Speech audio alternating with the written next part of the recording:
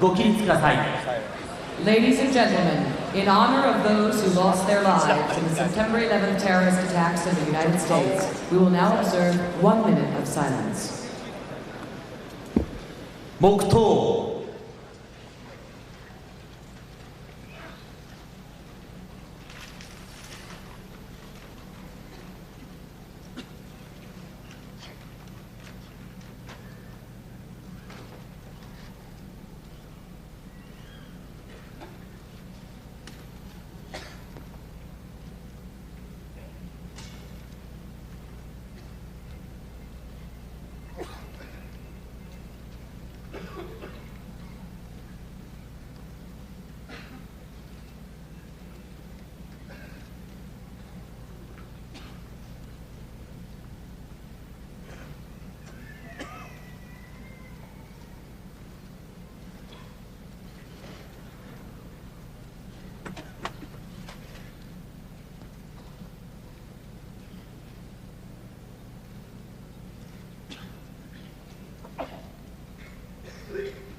ありがとうございました。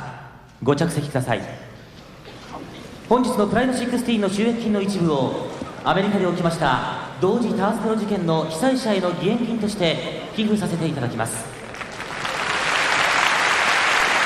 A portion of today's ticket sales will be donated to charities that support those affected by the September 11th attacks. On behalf of the American people, thank you.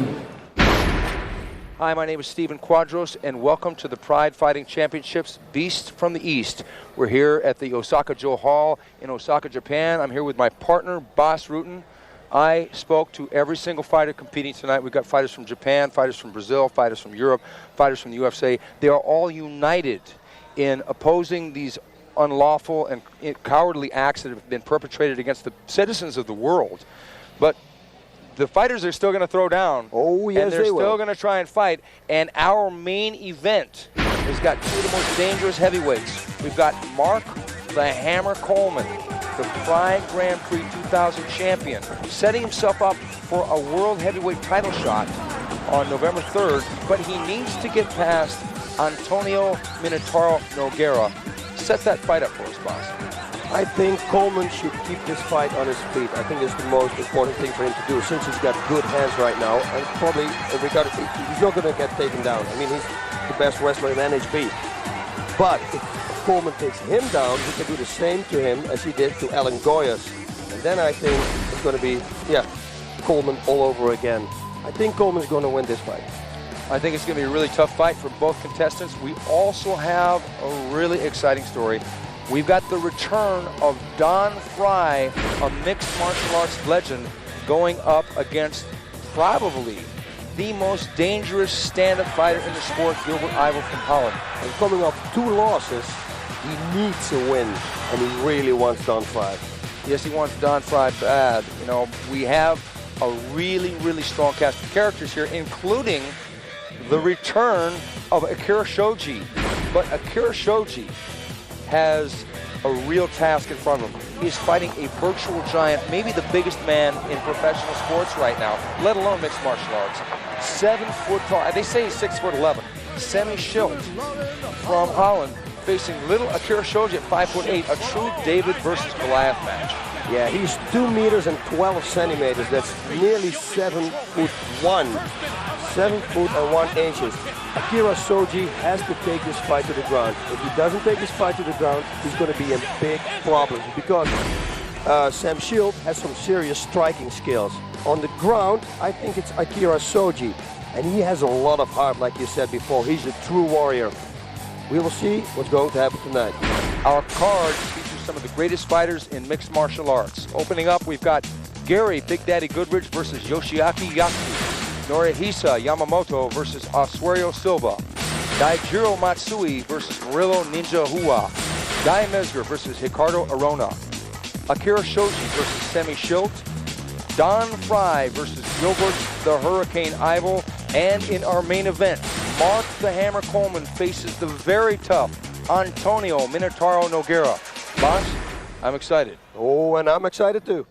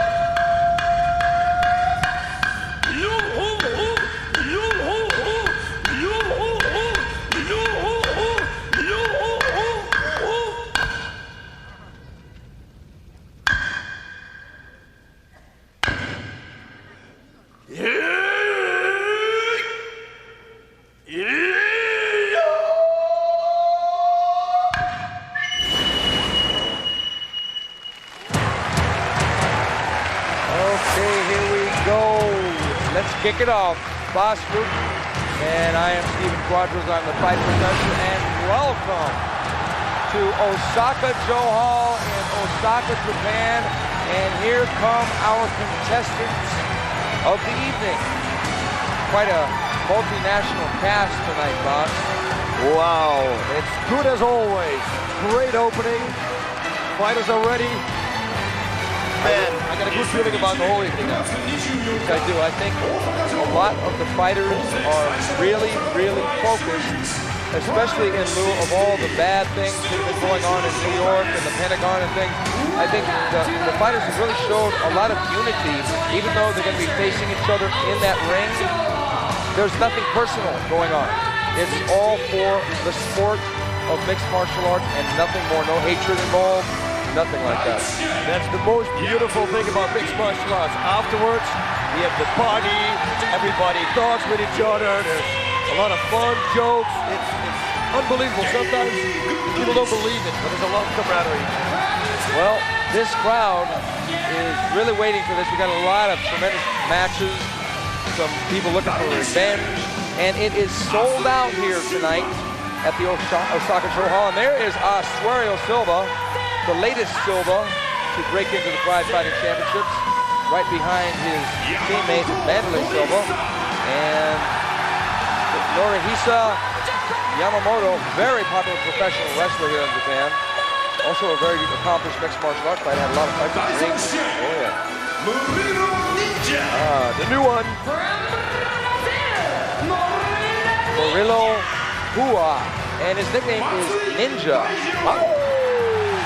Daijiro Matsui, Mr. Energy. Oh yeah, they can make a commercial on for him. Energizer Bunny.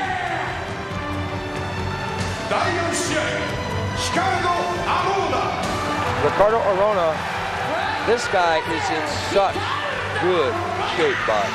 Yeah, I saw it when they were making pictures for the posters and everything. But Mezger also in a very good shape. People are standing up, they're cheering. A lot of these fighters are known here, even though they're not from Japan. And the giant himself, Semmy Schilt, from Holland. And his opponent, look at Shoji. He's way up there with Matsui. Those two together, very much alike. Gilbert Ivel. This guy is the Hurricane, folks. Don Frye. Wow! A lot of support. That's a lot of support because he's been pro wrestling here for 5 years. Antônio Rodrigo Minotauro Nogueira. And there's our champion, Mark Coleman. Wow. Mark the Hammer Coleman. It's hammer time. Oh yeah, baby.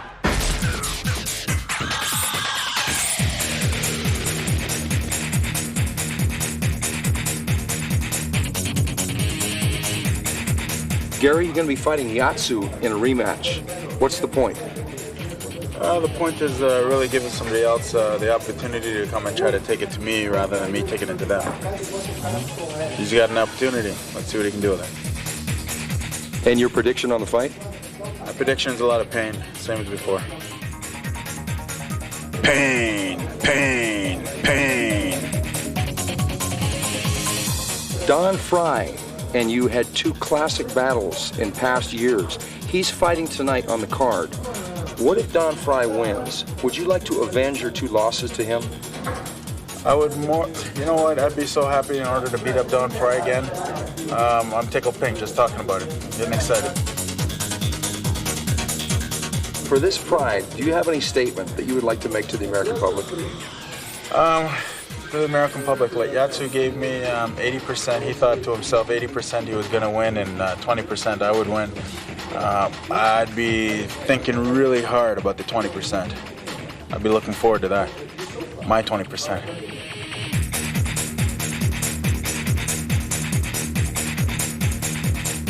What's your weakness?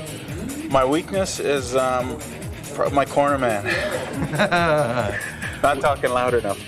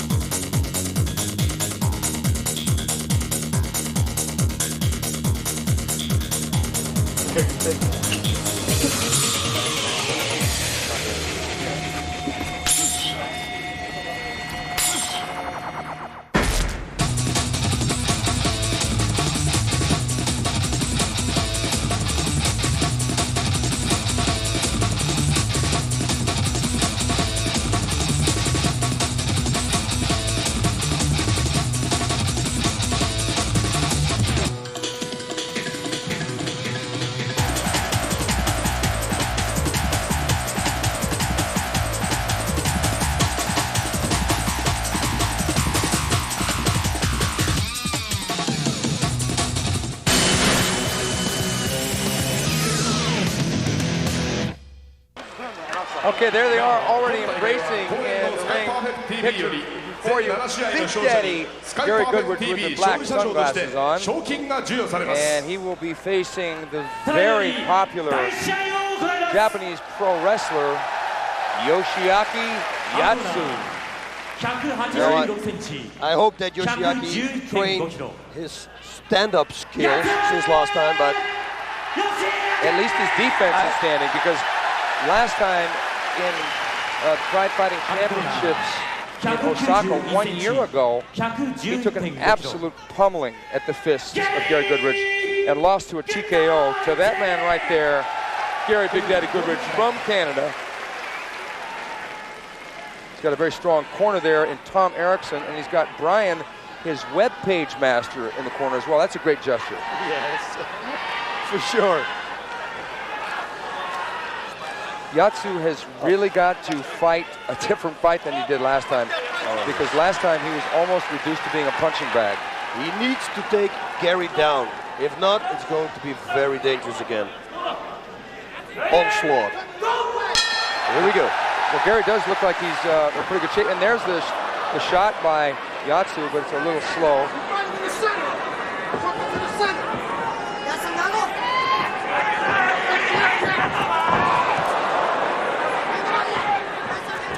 Oh, good knee there by Gary Goodridge. It's going to start right like that. If he keeps doing the takedowns like this, it's not going to work. He's not going to take Gary to the ground. This is going to be an onslaught again, I am afraid. Well, Yatsu assured us that he's going to give his 100% heart and soul in this fight, but if he realizes he doesn't have any shot in this, he doesn't have a problem with giving up, as opposed to taking the absolute shellacking like he did last time. Yeah, because that's not a very smart thing to do. I mean, you want to keep going with your life and don't end it. Yeah, Yatsu said, oh, he almost got Gary's left leg there. Looks like Gary's going to box. All Gary has to do basically is box and sprawl. And throw some knees. He's got good knees. Yatsu said that last time he trained a lot in boxing, a lot in sambo, a lot in a variety of disciplines, but this time he just intends to go out there and do whatever comes natural. One thing is for sure, his boxing stance differs from the last time. That's one thing for sure. You remember last time he got his head stretched out in front of him? Right. He really hasn't eaten a clean shot yet, as far as the punches of Gary Goodridge. Oh, there's that hand. Oh, there's the hand. That's not good. That is not good. Gary can just punch him behind the arm and produce the damage to punch to the arm. Yeah, right overhand. Or just forearm. Hit him with a forearm just like that. Left uppercut. Good low kick. Right hand by Goodridge, starting to score now with the strikes. Yatsu shooting in high for a change, and Gary with that uppercut. Gary, he nearly misses there. Yatsu really knows he's got to get into a clinch, but a clinch with Gary means he's going to eat knees and uppercuts. And he just ate a knee there. Actually, his first punch attempt that he made. Back to Gary. Oh, he needs to shoot lower. This is not going to do it. Gary's way too much upper body strength. Well, he was trying to draw Gary in, and Gary's just going to chop him down with low kicks and punches if he stays on the outside like this. There it is. He goes to the double. Gary going for the guillotine, and Yatsu pulls out. And you know what you mentioned before, we got Tom Erickson in the corner, and he trained a lot on the takedown defense, so I don't believe that this guy's Gary down. Big right uppercut by Goodridge. And another left hook. one thing about Yatsu in the first fight. He proved he can take a punch. Because Gary gonna almost fall back into the guillotine, and they threw in the towel. Yatsu's corner has thrown in the towel. And why? There was nothing going on. It was a choke, but he didn't tap on a choke. Maybe they saw something that we didn't see, boss. Yeah. Maybe they thought that it was going to be shades of the last fight, and it's a TKO at 3 minutes 5 seconds of round 1. Wow, yeah, maybe it's for the better. Huh? I mean, the timing was a little off, but he was starting to take the punishment just like in the first fight. And it didn't look like it was going to get any easier for Yatsu. And Gary threw down the punches, the kicks, the knees, the guillotine choke attempt. And here it is, he's swinging with the left hook, and he catches it behind the head. And Gary catches him with an uppercut, not there, but he catches him with a really solid uppercut. And there's the shot by Yatsu, and Gary going for the front face lock, the guillotine, and he's motioning to his corner to throw in the towel. Yeah, I saw it. So he basically knew he was outgunned. As he had told us before, he thought if he was really going to take a horrendous beating, because he spent 2 weeks in the hospital after the last fight. Oh yeah, I can't imagine. A normal person would have been dead. Yeah. Okay, in our next, here's a replay of the shot by Yatsu, and Gary going for the front control, and Yatsu motioning to his corner to throw in the towel, and they do. Gary falls back into the guillotine with the guard, and the referee immediately jumps in to preserve the health and safety of Yatsu. And then they are embracing. Yatsu gave it his best shot. Yatsu's really an intelligent guy, and he'll live to do pro wrestling another day. Gary, there's a big future ahead of Big Daddy Gary Goodridge. Now, coming up in our next fight,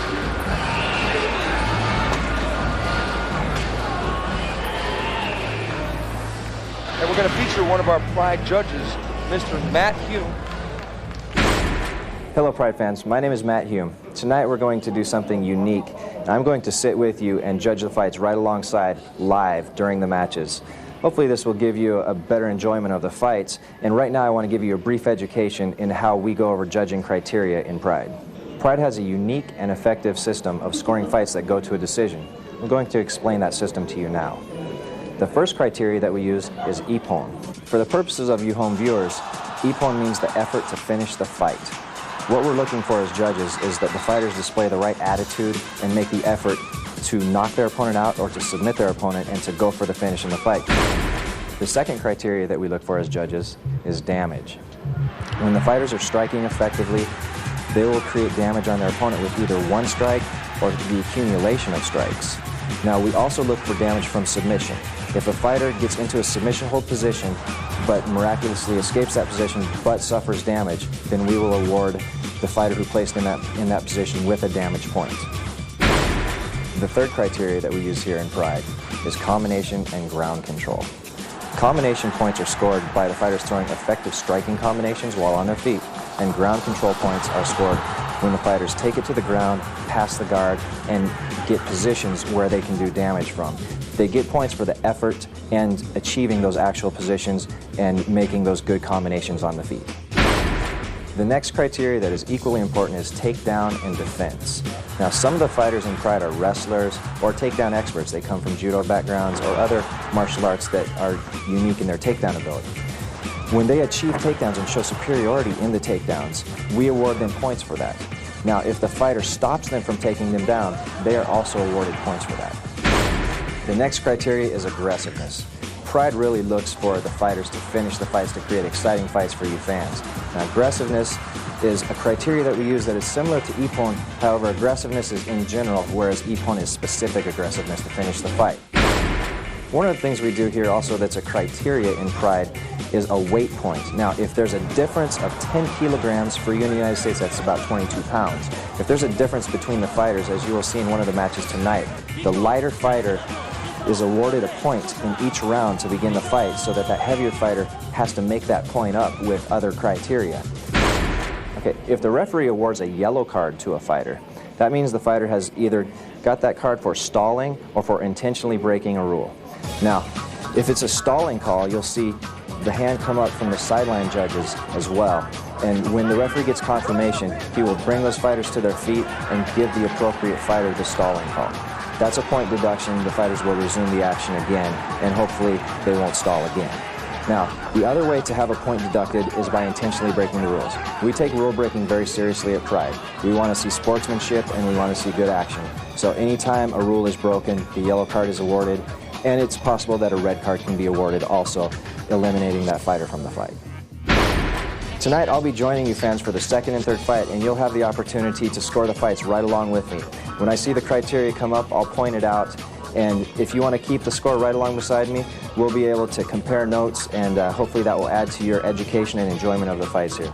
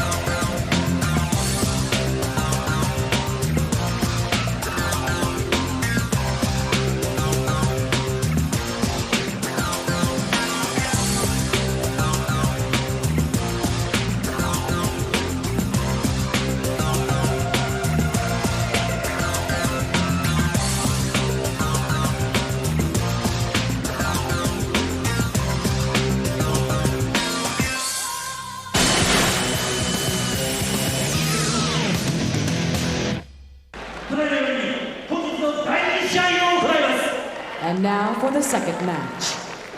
青コーナーよりアスエリオ・シルバ選手の入場です。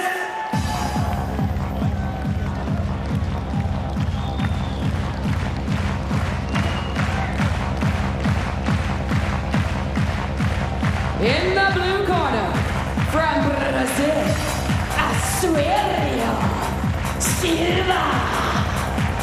Okay, and here he comes, Assuerio Silva from the Shoot Box Academy down in Curitiba, Brazil. He was very impressive in his Pride debut, and that was against Valentine Overeem July 29th of this year. He leg locked Valentine Overeem, much to my surprise. It was a big surprise because normally Valentine is the leg lock guy, the leg lock and the front choke guy. And yeah, he took over. He had a good position. He actually could have put a leg lock on Assuerio Silva, but he didn't see it, and Assuerio had the faster lock and he tapped him out. I think that in that first fight, he ate a lot of leather, and Valentine was able to land a lot of punches on the ground to him. But he told us that sometimes, because he's had so many fights, he'll let his opponent punch himself out and get tired. Oh, I don't know if that's a smart thing to do. I mean, I do it in training sometimes when I want to wake up. I let myself get hit a few times. That will do the trick.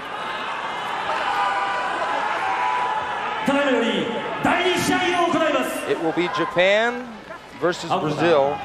That man right there, Assuerio Silva.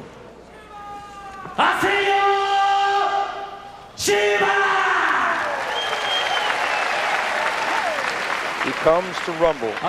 His trainer there behind him, Bujamar Rodrigo, teaches all the fighters to fight aggressively. But Yamamoto is coming in with a lot of experience.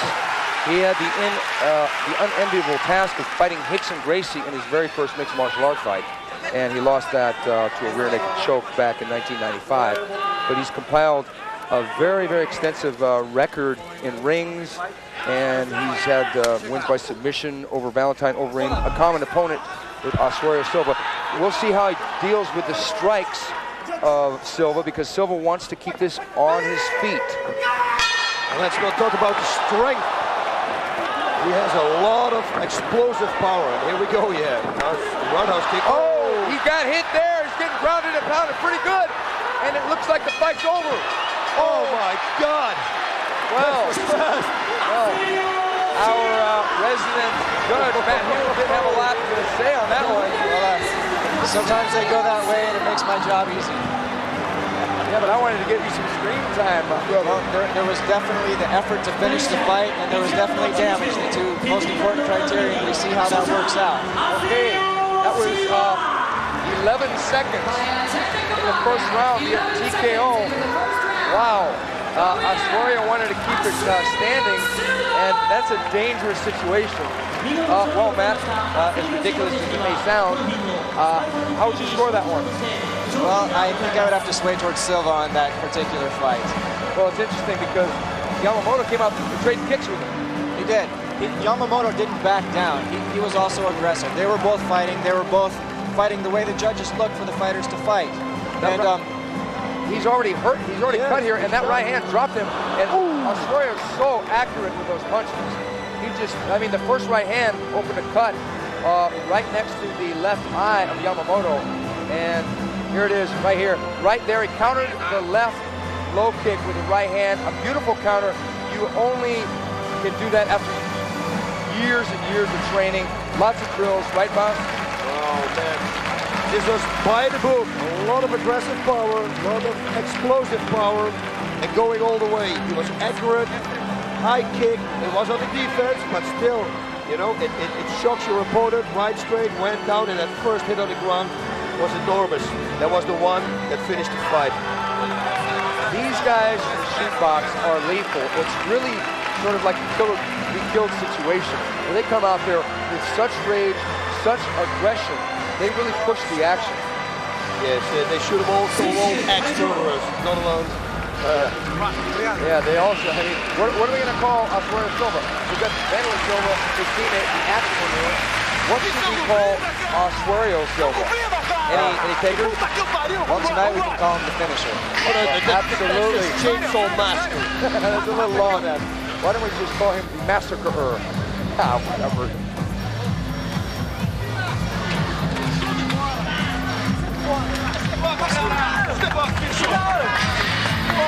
That's one of the reasons that the judges set this criteria and let the fighters know what it is so that they fight like we saw in this fight.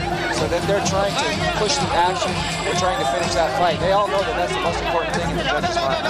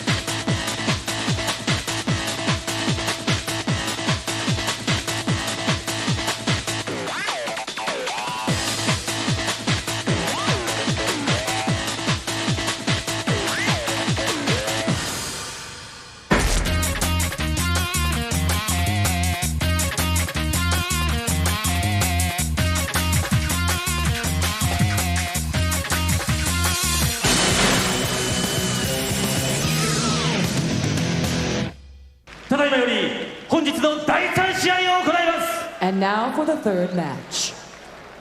青コーナーよりムリーロ忍者選手の入場です。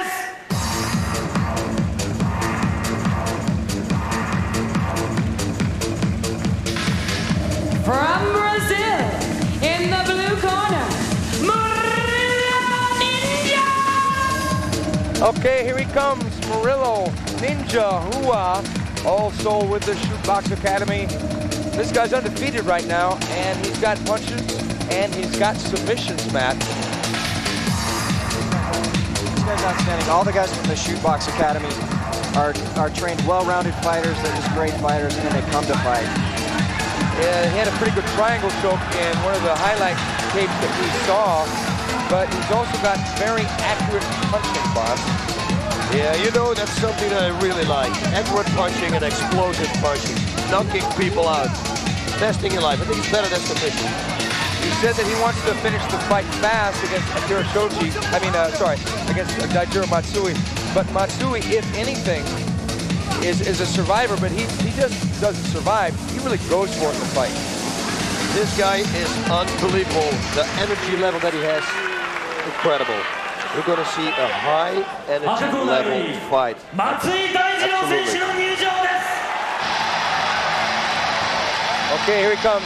A crowd favorite here in Osaka, Matsui, and this is his 10th time in Frye.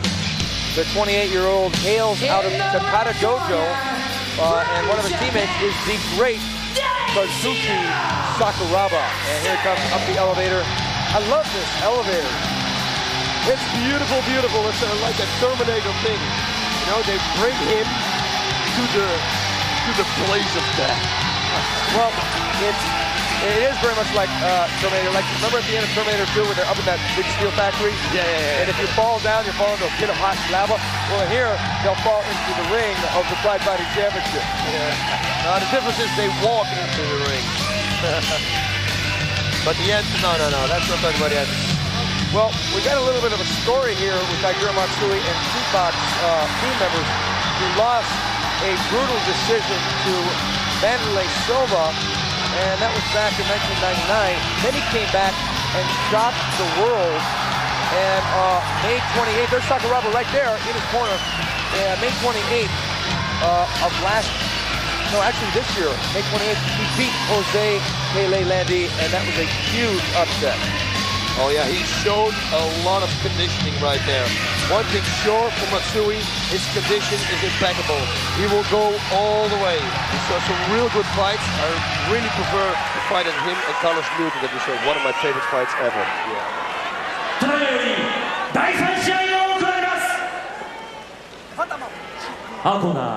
There's Sakuraba right there in the corner of Murilo Ninja.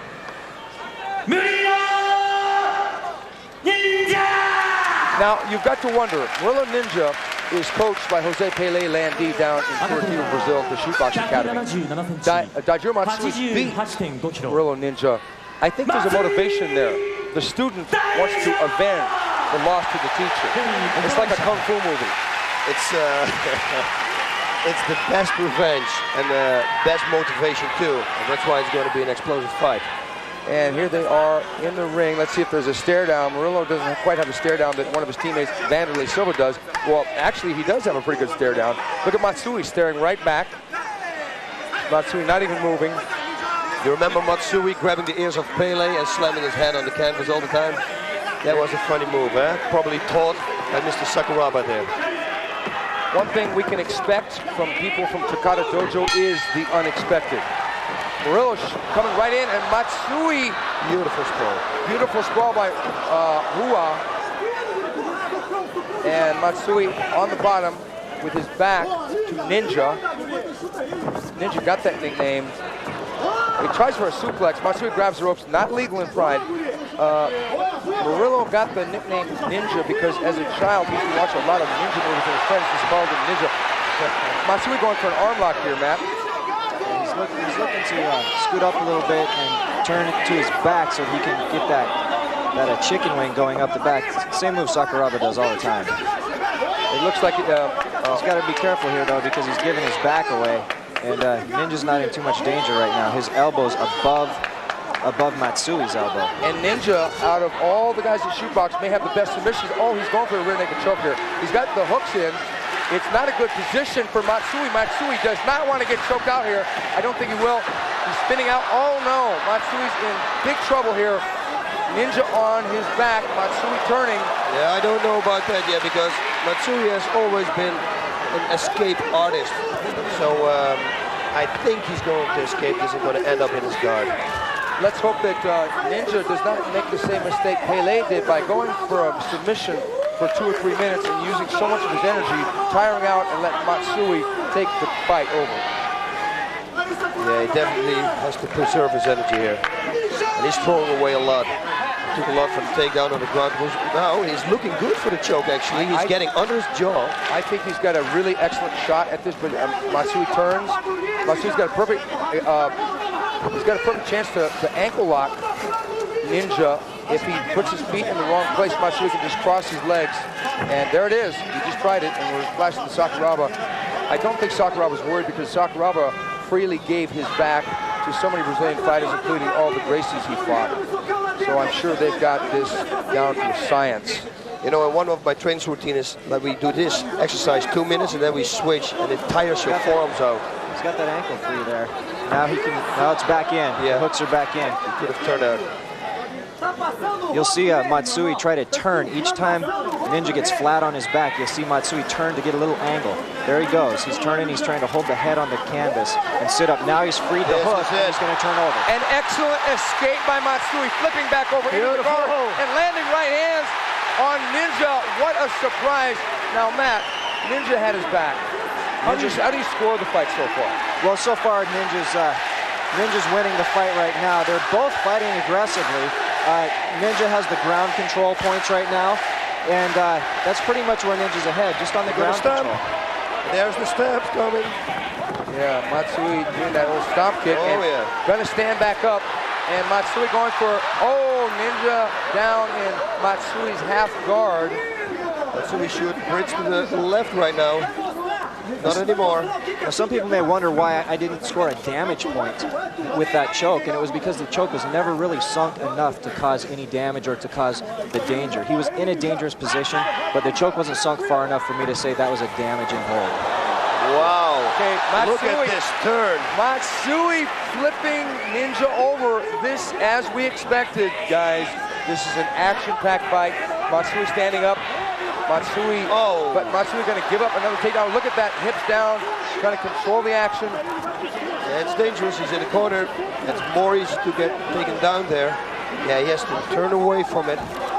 Elbow on the back. Yeah. It's not going to do a lot of damage. I wouldn't do it. I'd rather take myself from the takedown. Matsui gives up the takedown, but look at this. And gets front control again. He's going to really wear Ninja out. I don't think he can choke him out here, but it's going to be a lot of energy expended by Murilo Ninja, who going for that choke, going for these takedowns. Ninja's in a position here that we saw Walid Ismail in, where he was able to finish this side choke. If he can squeeze his foot out of there and drop to the side that his head's on, he can finish him right here. He can choke him out.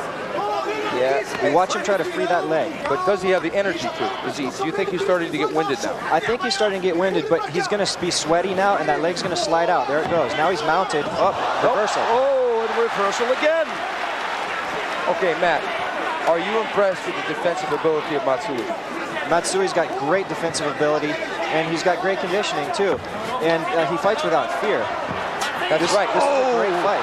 Right side kick to the head. We haven't seen that before.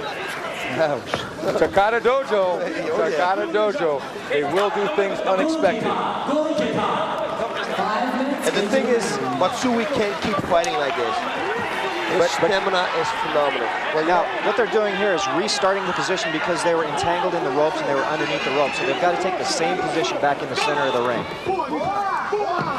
I think that Ninja, now that was a good up kick by Ninja. Ninja, because he's 21 years old, has got a lot of natural energy in his reserve, but he's been fighting very aggressively, and it remains to be seen if he's going to tire as a result. Look at this fight. A beautiful fight, rolling around, classic matchup, but should we expect any less from Daijiro Matsui? No, we don't. Unbelievable. This is a very even fight right now. It's a very even fight. It's been back and forth. You see, that's why I don't want to be a ref or a judge. You know, I don't want to make these decisions. Way too difficult. The ground control leans a little bit towards Ninja right now, but the aggressiveness is even with these two fighters, and the number one and two criteria are definitely even at this point. They're both trying to finish this fight, and they're both trying to damage each other, although no one has been successful with the damage yet. Did he just go to the mount or not? Oh, it turns him again. Matsui! He needs to get some points for that, man. Matsui. That counts for ground points, but again, here's the reversal from the other person. Yep. And what we need to look for in this position is who achieves a better position. When Matsui is reversing, he's reversing to guard, but when Ninja is reversing, he's getting to to half guard, to half mount, and occasionally getting to mount. When he gets reversed is when he secures a good position. So Matsui's very aware that he is being put in a bad position, and he reverses at that point. I think that this is a really good matchup, though, because these styles match up so perfectly. Ninja came in with about 6 fights. He's only had 1 draw, and that was in Shuto against a really talented fighter by the name of Gono. Ninja is really giving his all, but he's fighting a man who's a veteran, and he's got a deceptively poor record, but his draws are against great fighters. He's been in with Igor Bochan. He's gone the distance with a number of great fighters like Carlos Newton. This matchup has really panned out well. Now, knowing Ninja's style, there he goes. I was just going to say, he needs to pass that guard and get to the side control position. And now he has, so at this point, he would be awarded a point for achieving this control position. Let's see what Matsui can do from here, and let's see if Ninja can finish. Oh, he went for the knee there, knee to the head. The knees are legal to the head on the ground in the Pride Fighting Championships. Yeah, Matsui should put both arms on, he's going to go again. Okay, Matsui's with giving the escapes. Whoa. Matsui with great defense and a stomp there, attempt by Hua, and Hua back on top of Matsui in the guard. Nice little sequence defensively by Matsui, but he's still on the bottom. I would have to say that Ninja is pulling ahead now. Ninja's definitely pulling ahead now based on the ground control aspect of the fight. Again, the other aspects are really fairly even right now. Just the ground control aspect is the only thing that's giving Ninja the advantage. Yeah, you see Ninja trying to go for the hammerlock all the time, and he can't secure it if he wants because he's got the half guard. He's going for the key lock here. He's too far down the body to be able to make this work. He's got to escape, but he just opened the guard and got the back again. Whoa! There was a nice close aggressive goal. move. And there's some valley tudo for you folks. Kicking the opponent. And Ninja eating a right hand by Matsui. And that was a pretty nice shot, but I don't know that there was a lot of force on it, but it still landed. It looked like it hurt him a little bit. Yeah, it looked like it hurt him. When the fighters fall from the ring like that, then they're restarted on the feet. Okay, Ninja coming in with a high knee and punching away at Matsui. Matsui doesn't really want to stay in this position, not with a Shoot Box Academy man, because these guys are really good with knees. They're really going to be rumbling. Matsui needs to take it to the mat and get on top again. You see the referee slapping the hand. Grabbing the ropes is illegal here. And if he continues to do it, he'll get a yellow card. I think Matsui is running out of ways to deal with Hua at the moment. And Hua kicking when he's down. This is shades of Sakuraba. Matsui's in big trouble. He got rocked by one of those kicks. Hua wants to get back up. There's a stomp by Hua. Hua dishing out a beating here. A back kick by Hua. I've never seen that. Spinning back kick from the top. A spinning back kick. He's really in control now. Matsui starting to take punishment. He's really got to lock Hua up. He's got to fight defensively here. He's going to make it through the round. The referee taking a close look at Daijiro Matsui. Matsui on the receiving end of a lot of shots here. Although there wasn't one major shot that caused damage, we've seen an accumulation. Now we're seeing blood from the head. Damage. So there's definitely damage here. We're seeing Ninja pull ahead both on damage and on ground control. And this is going to be dangerous now. Yeah, there's not much time left in this round. I think they're going to let him try to finish this round. But if he takes much more damage, they're going to stop this fight. Yeah, I think right now, Ninja is showing why the Shoot Box Academy fighters really like the rules of the Pride Fighting Championships, because this is the purest mixed martial arts show in the world, and we really tried to ensure the safety of the fighters. And Matsui may have a little bloody nose there, but he's fine. But Hua was really putting it to him at the end of that round with the strikes, especially when he was standing, delivering the roundhouse kick, the stomps, and the spinning back kick. Spinning back kick to the head. That's while he was in standing position the other way down. And I've never seen this before in my life. And Matsui tries for a side takedown there, and Hua decides to stand up here. And then kick him in the head 3 times. Right. And it's going to be any second here. Right there, go. 1, 2, and 3. The first and third ones were the most significant shots. And even though Matsui blocked those, it still was a lot of impact. And there's the stomp, and there's another stomp, and then there's the back kick there. Unreal. You see Matsui, he goes a little bit limp with the first 3 kicks at the end of them. He hits a hit, but he comes right back up on his legs. The referees watch for that. to see if the fighters are okay to continue. Again here, he goes a little bit limp, but he recovers, he brings his knees up. The referee was ready to jump in there if he would have stayed down with his knees or if he wouldn't have came off his hip. But the referee knows what to look for. He sees that he's coming off the hip, he sees that he's bringing the knees up, so he's going to let him try to finish since there's not much time left in the round.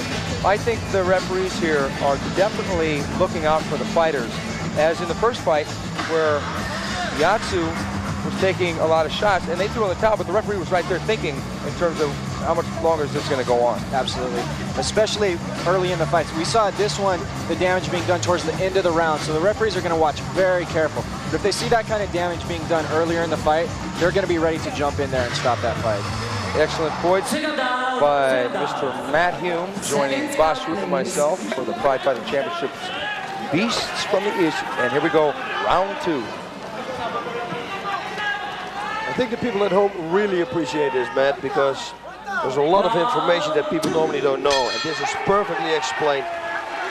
Oh, it's my pleasure to... Oh, good right hand by Matsui. Matsui letting him know that he's got some weapons for him, but Matsui down at the bottom again. Yeah, that's not good. Okay, now takedowns are one of the criteria for judgment, and that takedown was executed very well with a body lock. Matsui really didn't try to defend, so if we see them come back up to their feet again and see takedowns like that, then he will also score a takedown point. Okay, a little bit of a slowdown now. Murilo probably thinking in terms of pacing himself, and he's going to turn up the heat. They always say in acting that a strong beginning and a strong ending, and they'll forgive you for what's in the middle. But I believe that Murilo, halfway through this fight, is going to really turn this up and try to finish it.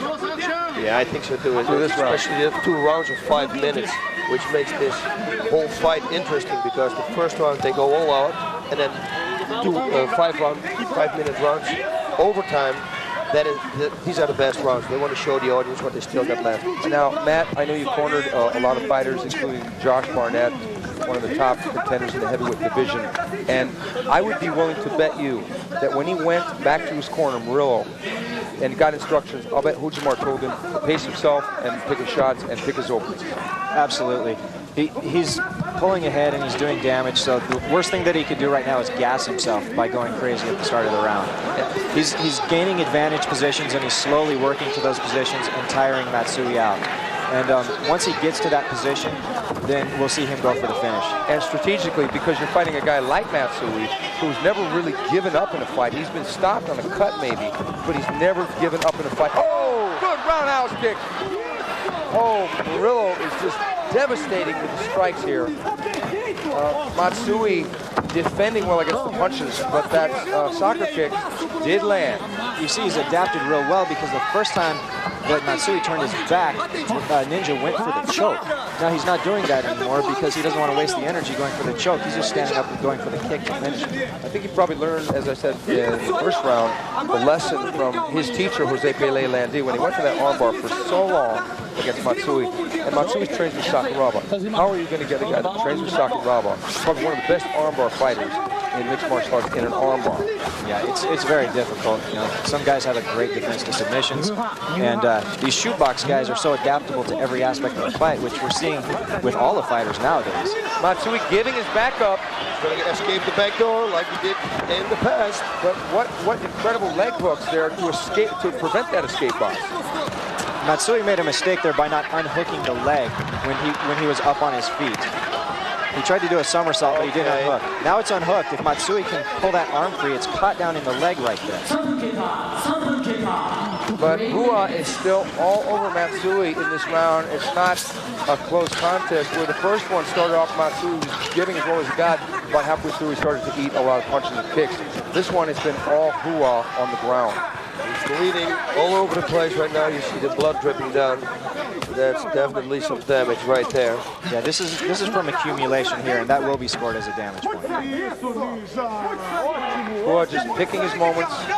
Maybe Hua has finished a lot of fighters, and he might want to settle for a decision, although we still have plenty of time left. We've got the 3rd round possibly, and a couple minutes left in the 2nd round. Knowing the coach here of the shootbox team, he's told him to not take any big chances and to just wear him down, and look for him to give away that finish. We've seen Vanderlei Silva execute that same strategy when he fought Malenko and when he fought Daijiro Matsui. Oh, Matsui getting away. Now Matsui gonna work for, oh, nice trip takedown there by the Ninja. Ninja is doing very well. All over Matsui, side control, side mount. This is going to be difficult for him. Knees to the head, look at this. Oh, that's not good, that's not easy. Oh, right, watch for the cut here. He's looking to cut him above the eye there. That will get the fight stopped. Matsui should turn to the left right now, not anymore. But see what Ninja is doing, he's turning Matsui's head into the knee and holding it there with the front face. Yeah, cross face. And he's kneeing. It's a very smart technique. It's 20 seconds left for Yu. He's doing the drop knees. This can give a lot of damage. I think Matsui should survive now. 10 seconds left. If the action slows down too much, you'll hear the referee call for action, or you'll hear the referee say, improve position. Okay, that round was total domination by Ninja. He took Matsui down numerous times and basically instituted a slow ground and pound, played around with a choke attempt, but pretty much stayed with the strikes. In that round, we had accumulation of damage. We had definitely ground control. We had takedowns and aggressiveness all going to Ninja. Matsui has got to be thinking, what can I do? Because Matsui, usually when he gets behind on points and he's eating punches here, he many times does not recover once he gets behind. He's not a good come from behind guy. Yeah. Matsui is a survivor, and we'll see how Ninja's gas is in this next round. If Ninja has the gas, he should be able to finish this fight. But if he gasses out and Matsui gets a little excitement from his hometown crowd here, he could bring it on and make this a closer fight. But at 21 years old, there's very little likelihood that a shoot box fighter, some of the greatest conditioned athletes on this earth, will gas out. You're right, Stephen. With Vanderlei Silva and Pele and all these guys in the same room as you, if he's survived, he's definitely got some gas. Well, it was interesting. I know Ojimar, I know Pele, I know Vanderlei because they fought here numerous times. When I met Ninja, Ojimar told me, he said, Stephen, this is Ninja. And I said, Waka! And the guy looked at me like, what, are you crazy? Which maybe I am, but... Yeah, the Brazilians have some interesting nicknames. They nicknamed one of my fighters, Jeff Monson, the Snowman. And to us, he's the Rhino, but when he goes to Brazil, everybody knows him as the Snowman. And why is that? Well, because he's very white and big. And there is Ninja in the corner, Vanderlei Silva looking on. It's really an interesting dynamic here because Sakuraba is in Matsui's corner, Vanderlei is in Ninja's corner, and they will meet in the Frye Fighting Championship 17 and fight for the middleweight title on November 3rd, 2001. That's going to be a really exciting fight. That's another interesting dynamic here. So they're fighting for their teachers, and Matsui going with that right hand again, but I don't know that he wants to stay up with Ninja because Ninja, oh, good left hook by Ninja. Ninja really landing the shots here. Ninja wanting to trade. Ninja wanting to trade here. Wow, this is a fight. You've got to be careful with the knees. Shoot box fighters are known for their Muay Thai techniques, knees being a primary weapon of the Muay Thai arsenal. One of the great things here that Ninja's doing is he's switching techniques. As soon as he lands something, he's not trying to land the same thing over and over. He switches his angles or he goes from punches to knees to kicks.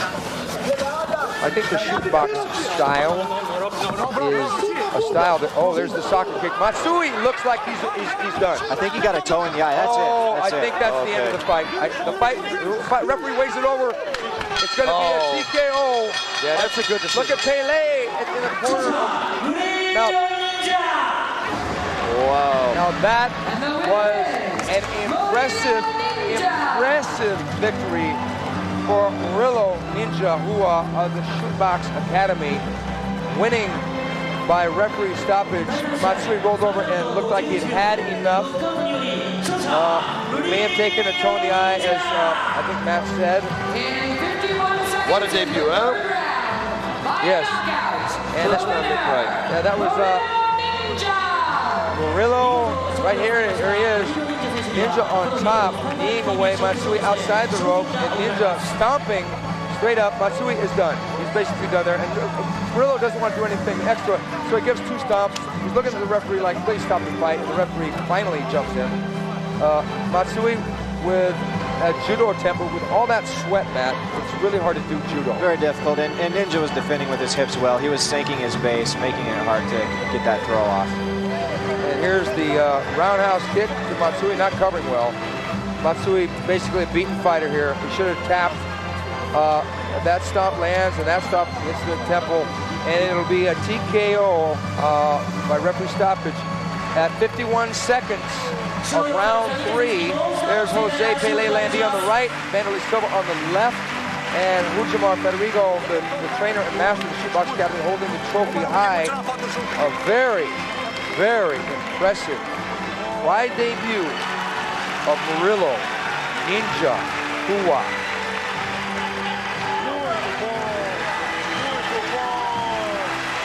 Okay, what's next? We've got these shootbox guys keep popping out of the woodwork and beating everybody down. I think people are, do you think they'd be afraid?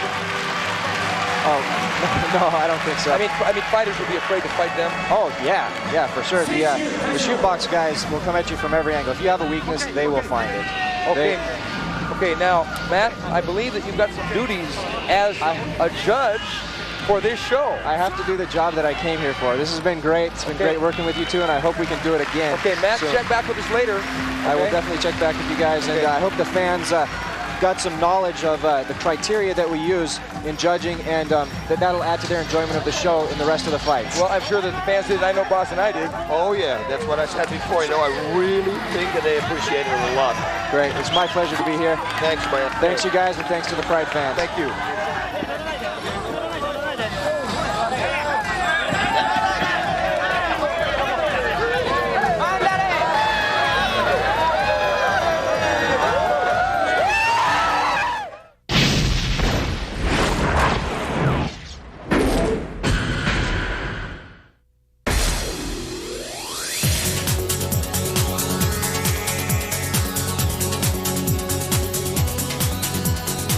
Your opponent is Ricardo Arona from Brazilian top team.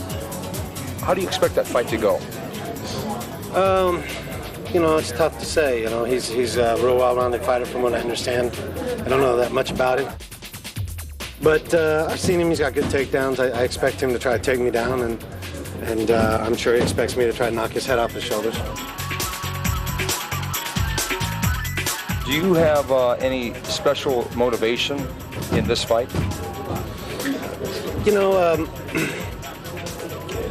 I don't, you know, it's kind of hard to explain, you know, with everything going on. If anything, it takes a little bit of wind out of our sail, you know, being here with all the tragedy that's going on, you know.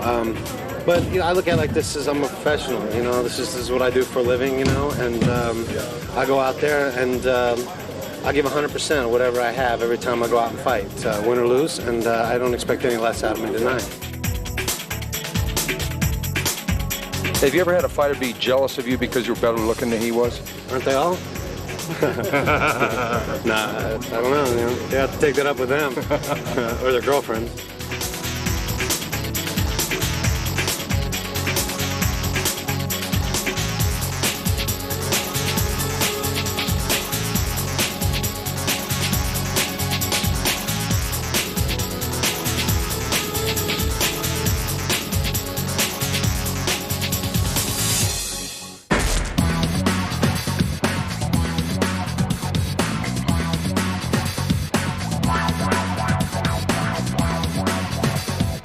What do you want to do in Pride after let's say you win? What next? Next, when I win today. So first, give a big handle with my friends to help me in my job, and later go to the party and enjoy with all the guys.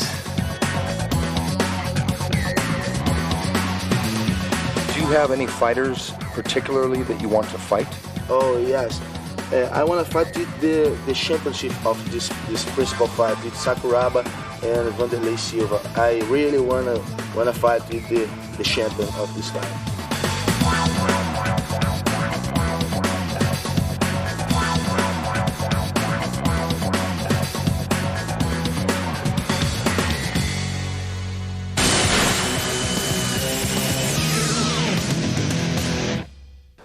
赤コーナーよりガイ・メッツァー選手の入場です。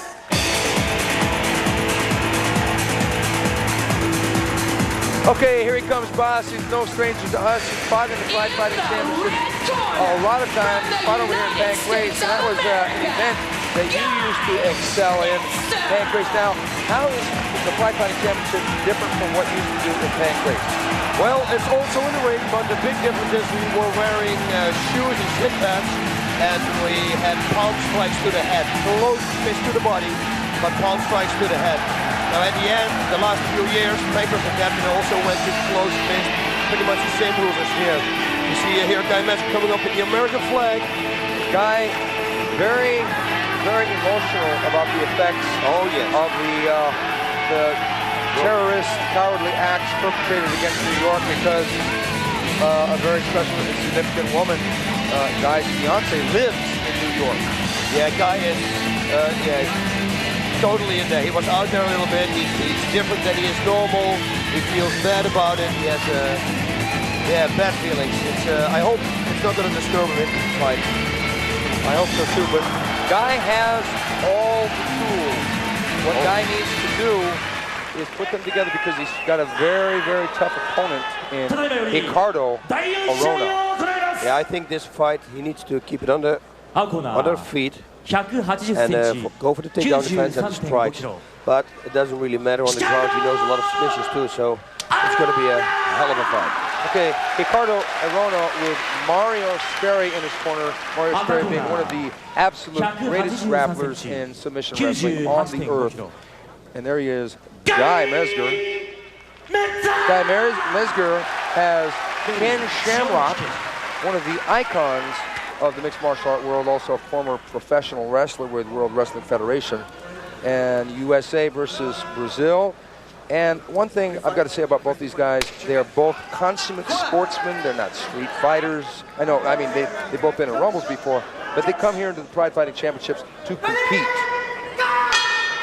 Touch gloves, there we go. And box is what Guy wants to do. He doesn't really want to go to the ground necessarily.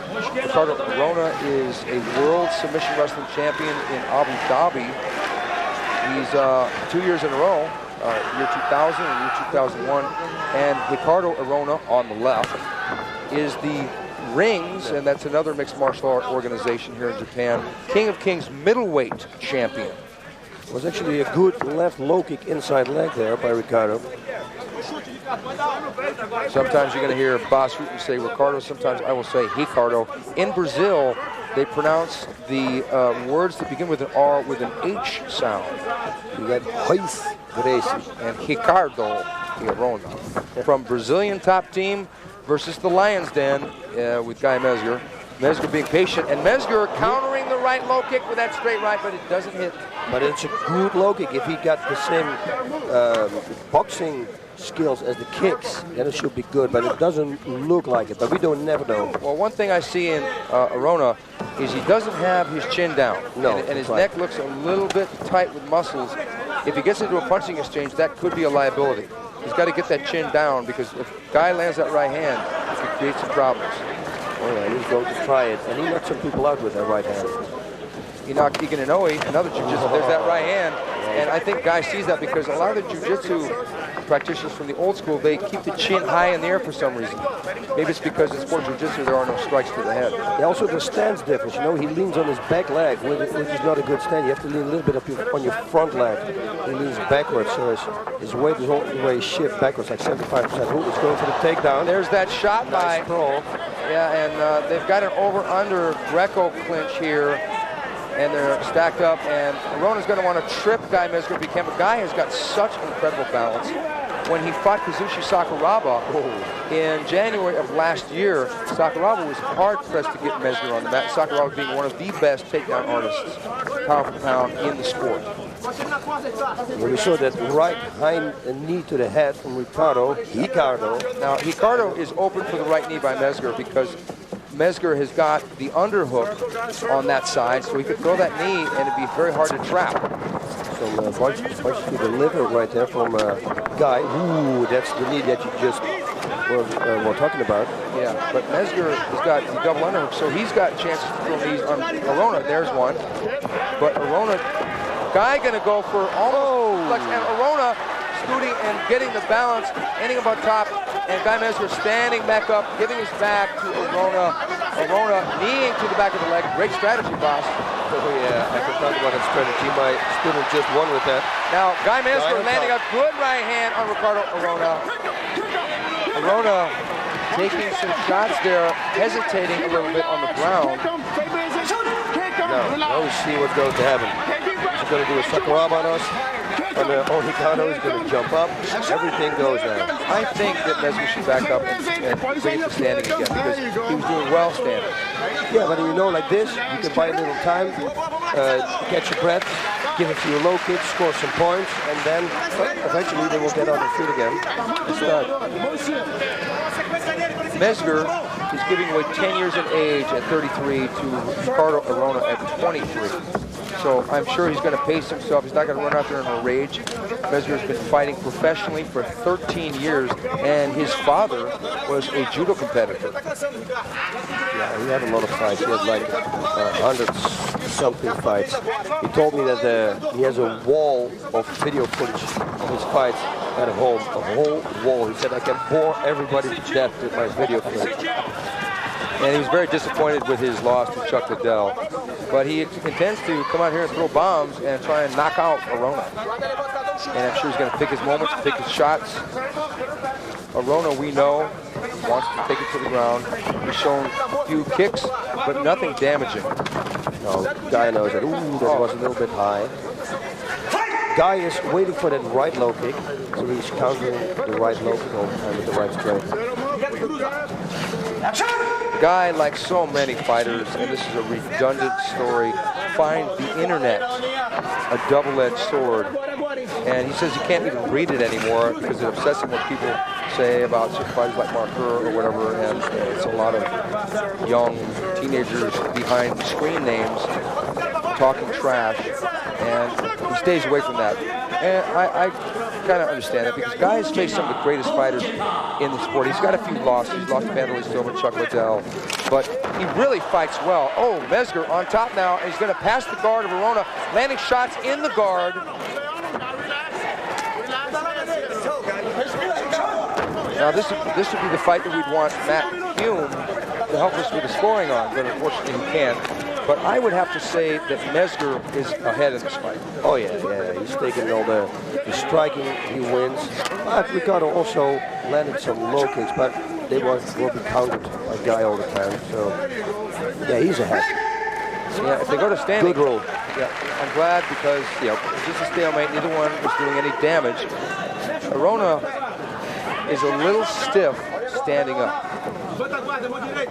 And I think that if he stands up too much, that low left hand is going to invite that straight right by Guy Mezger. Yeah, a good combination for Guy right now would be left straight to the body with the right overhand cross. I think that would do some damage. Yeah, if he maybe threw the jab to the stomach, got Arona thinking body. See, he's countering the right low kick all the time. But he came up short because I think he's waiting for him to throw that low kick again. He wants to stay on the outside, doesn't want to lock up with Arona, because Arona wants to lock up like they're doing here. He'll come in raging with the straight punches. But this gives him a chance to take it to the mat. Nice shots to the body there. Now, Arona was going up high there with the knee, really unafraid of a takedown by Mezger. As a matter of fact, he probably wants it on the ground, even if he's on the bottom, because he'll be able to reverse position. He wants to grapple Guy Mezger. Yep, that's it. You want your opponent in your game plan. That's the ground. Take it to the ground, but yeah, you see if you fight the rest. That's a difficult task.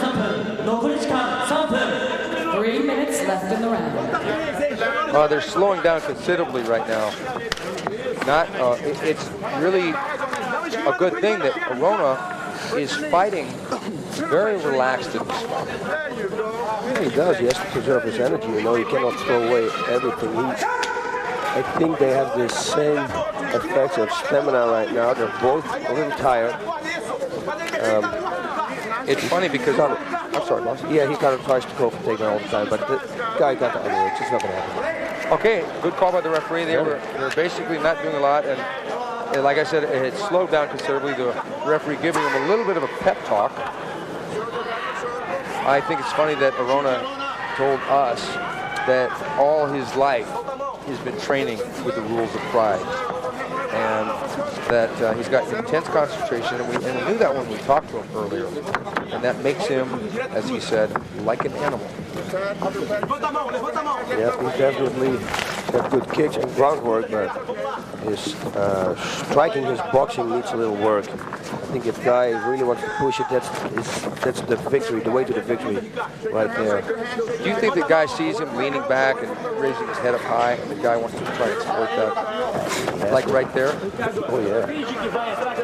If there would be a criticism right now of Arona is that he is not aggressive. He's waiting too much. Guy going for the body shots. He's going for the body now, and that's an excellent strategy. You mentioned that earlier. Go to the body, then the head. Now there's the left high kick, didn't land, but Arona is letting Guy Mezger into this fight with strikes. Arona tends to telegraph that right hand. Yeah, I don't think it's a smart idea from him to exchange punches with Guy.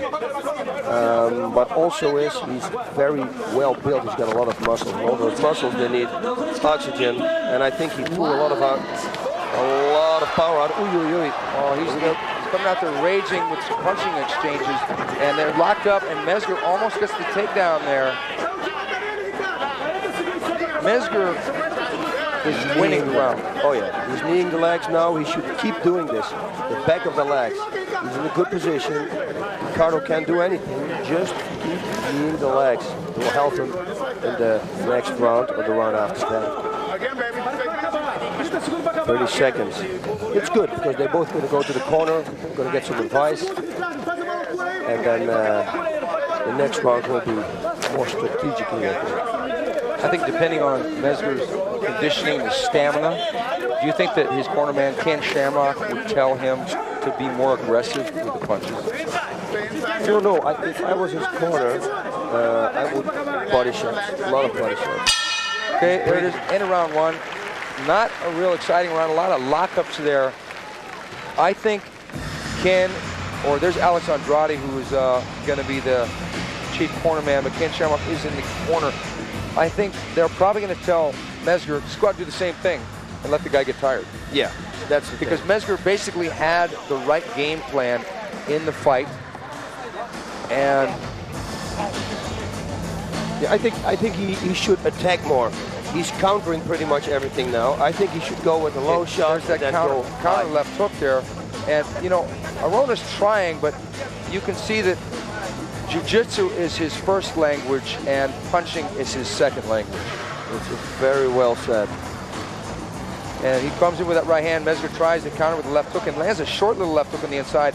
Mezger slipping pretty much all of those punches. Arona trying, and Mezger almost tripping him down.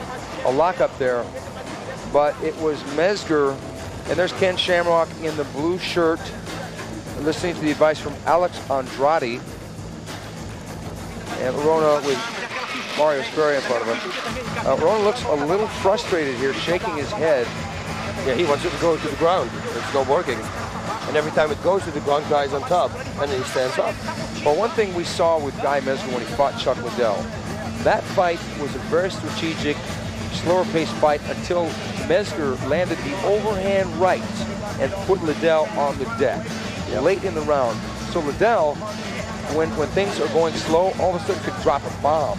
If he lands that right hand, Liddell, contrarily, compared to Arona, has got much better defense. Arona carrying his chin a little bit high, carrying his left hand a little low, could be disastrous if that right hand lands. Yeah, that's what I say. He should go for the body, right straight to the body, left hook high, or a left straight to the body with a right overhand cross. Techniques like that, don't only counter, go for the attack. Okay, in the Pride Fighting Championships, the first round is the endurance round. It is for 10 minutes.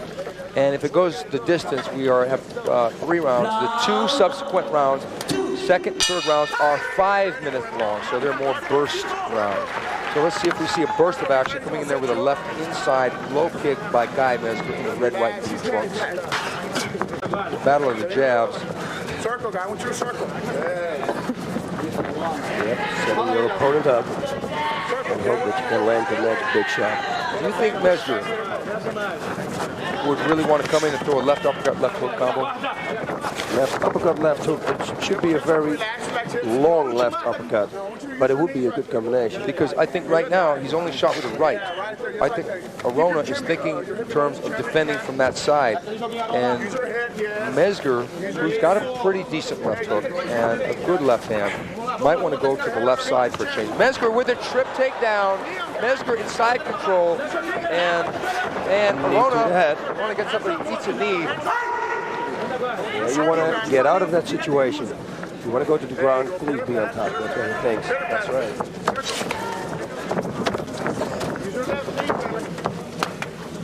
Here we are again. We've seen the guy going to the body from this position a lot, so that's good too.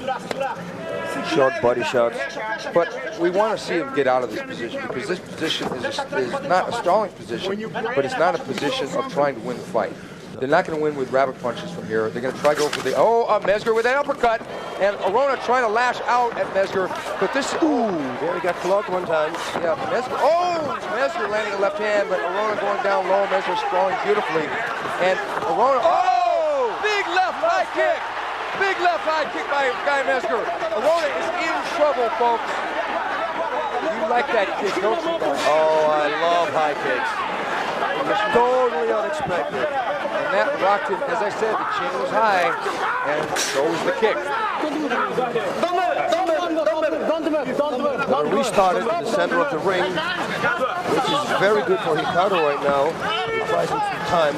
We've got over half of the round left and 3 minutes left in the round. I think Arona, if I were Guy Mezger, I would break guard, stand back up, and try for a knockout. Stand up because he's in Arona's game plan here because he rocked him with a high kick. He's going to go for an hammerlock.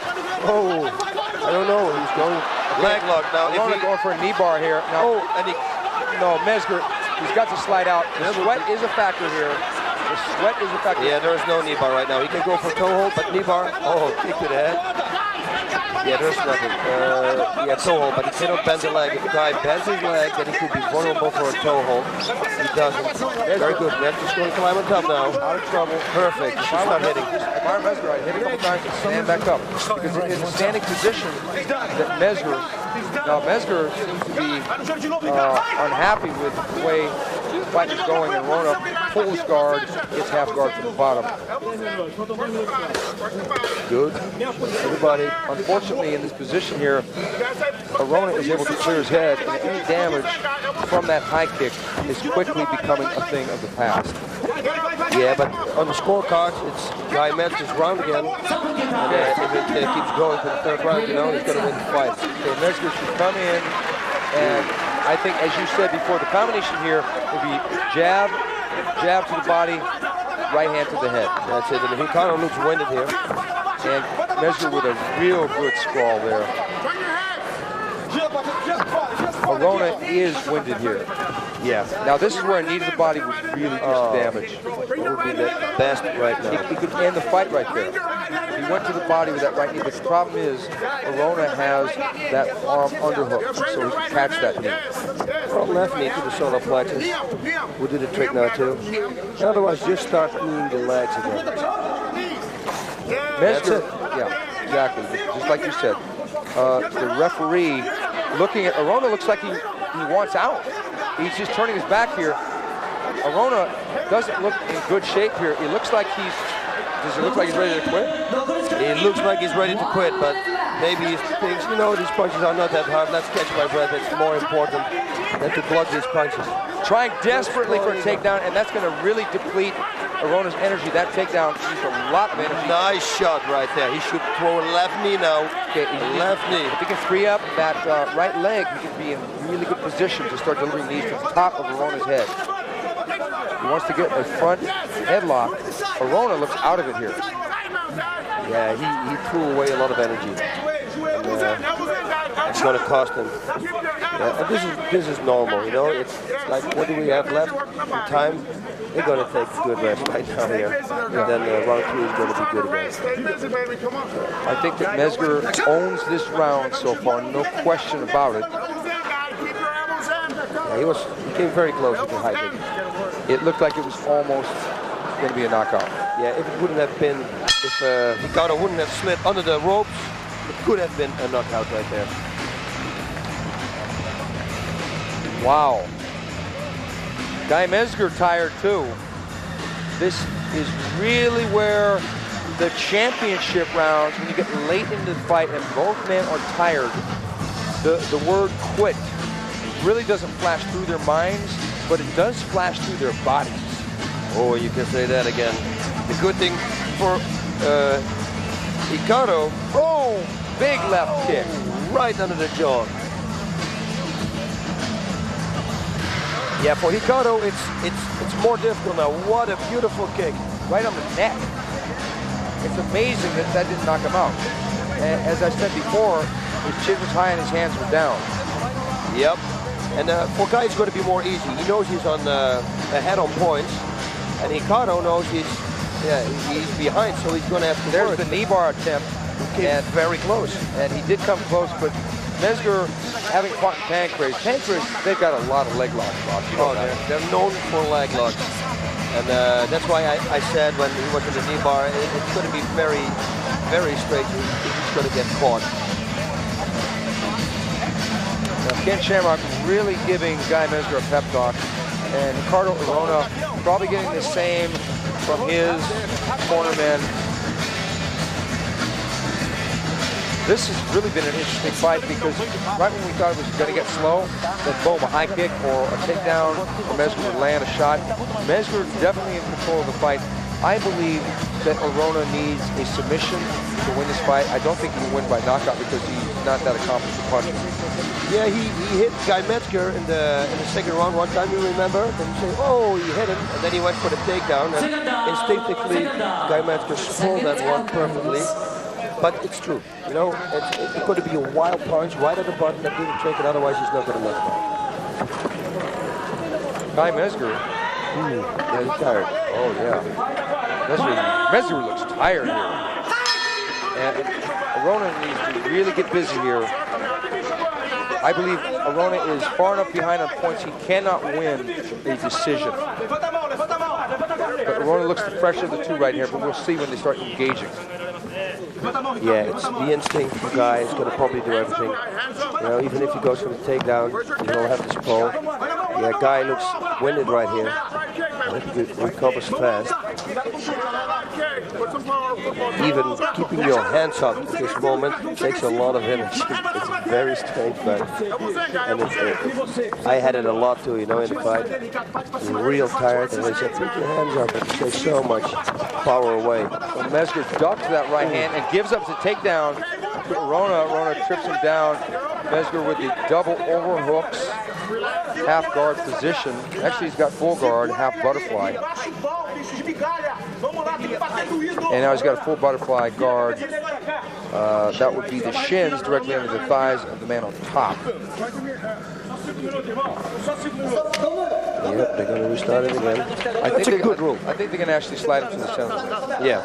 Oh, that's what I mean. Yeah. But that's what I like about this, about Frye, you know, pull him back. Look at him. People are laughing in the audience. Oh, yeah. As we. Because both these guys, you know, that's one thing, boss, you know as well as I do, being a fighter in the ring, you have to be a bit of an actor. You can't show your opponent that you're A, hurt, or B, tired. No. Otherwise, they're going to take advantage, but both these guys are tired. Oh, yes.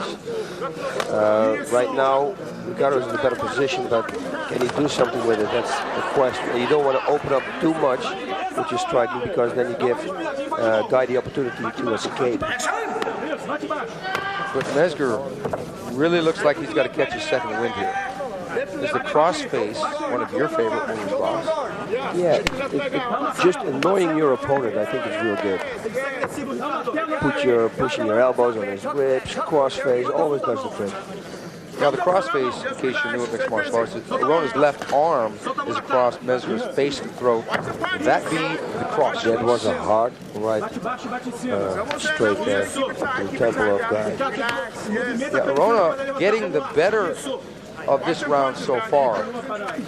But is it enough to win the fight? But yeah, I just want to say, he asked the same thing. I don't think so.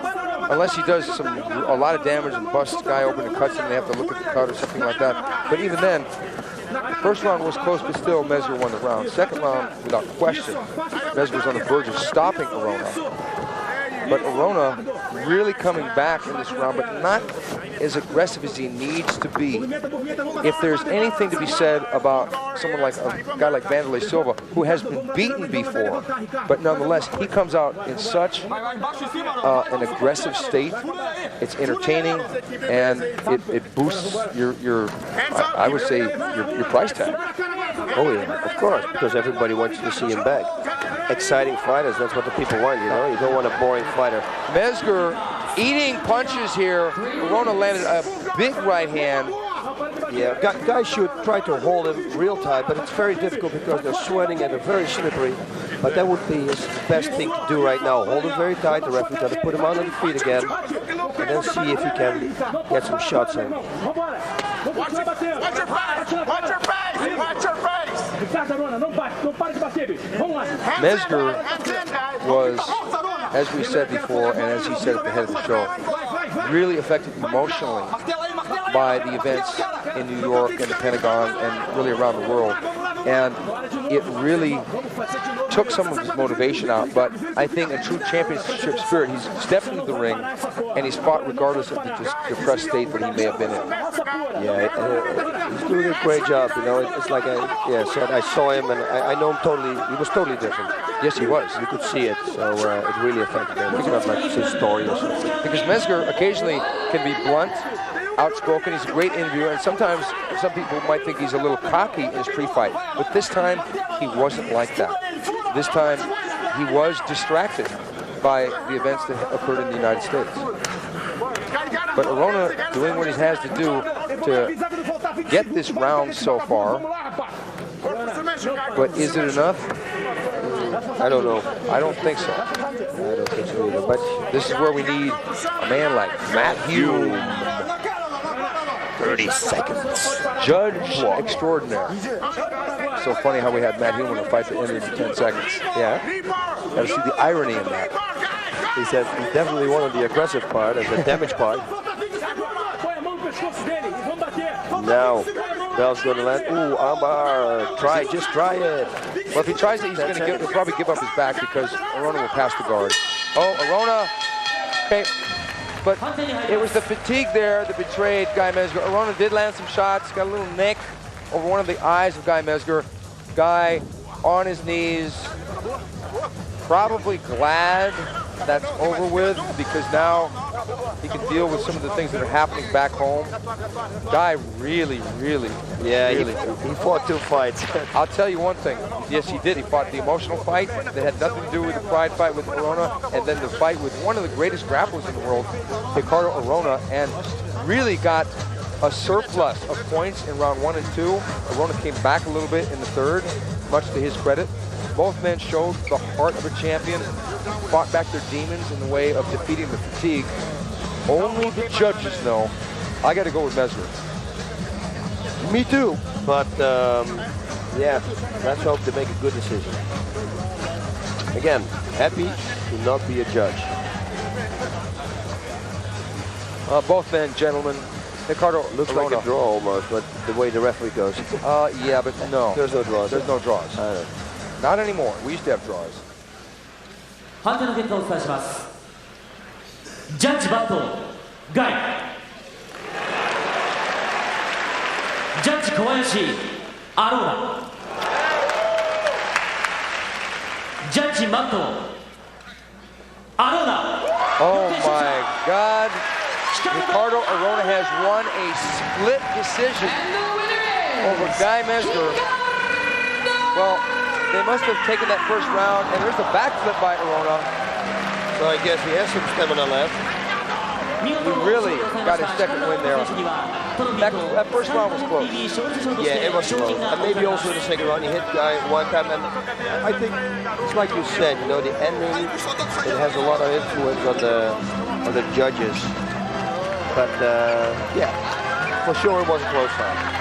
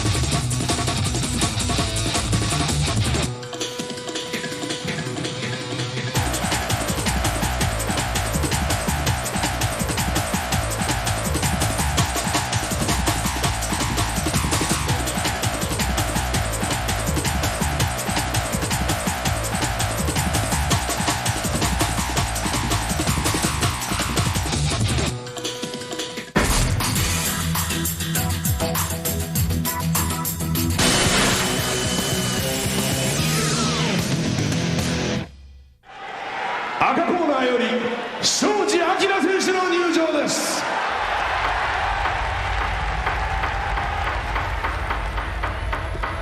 In the red corner, from Japan, Akira Shoji!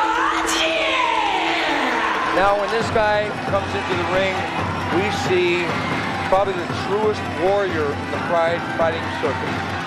100%. Did you see that preview, that little clip from him against Coleman? Wow. Well, the audience didn't see that in America, but we saw Shoji take Coleman down, get him in trouble, punch him in the face. That happened last year in the Frye Fighting Championship Grand Prix, of where he drew Mark Coleman, the top fighter in the sport today, and he really gave Coleman a scare there for a second.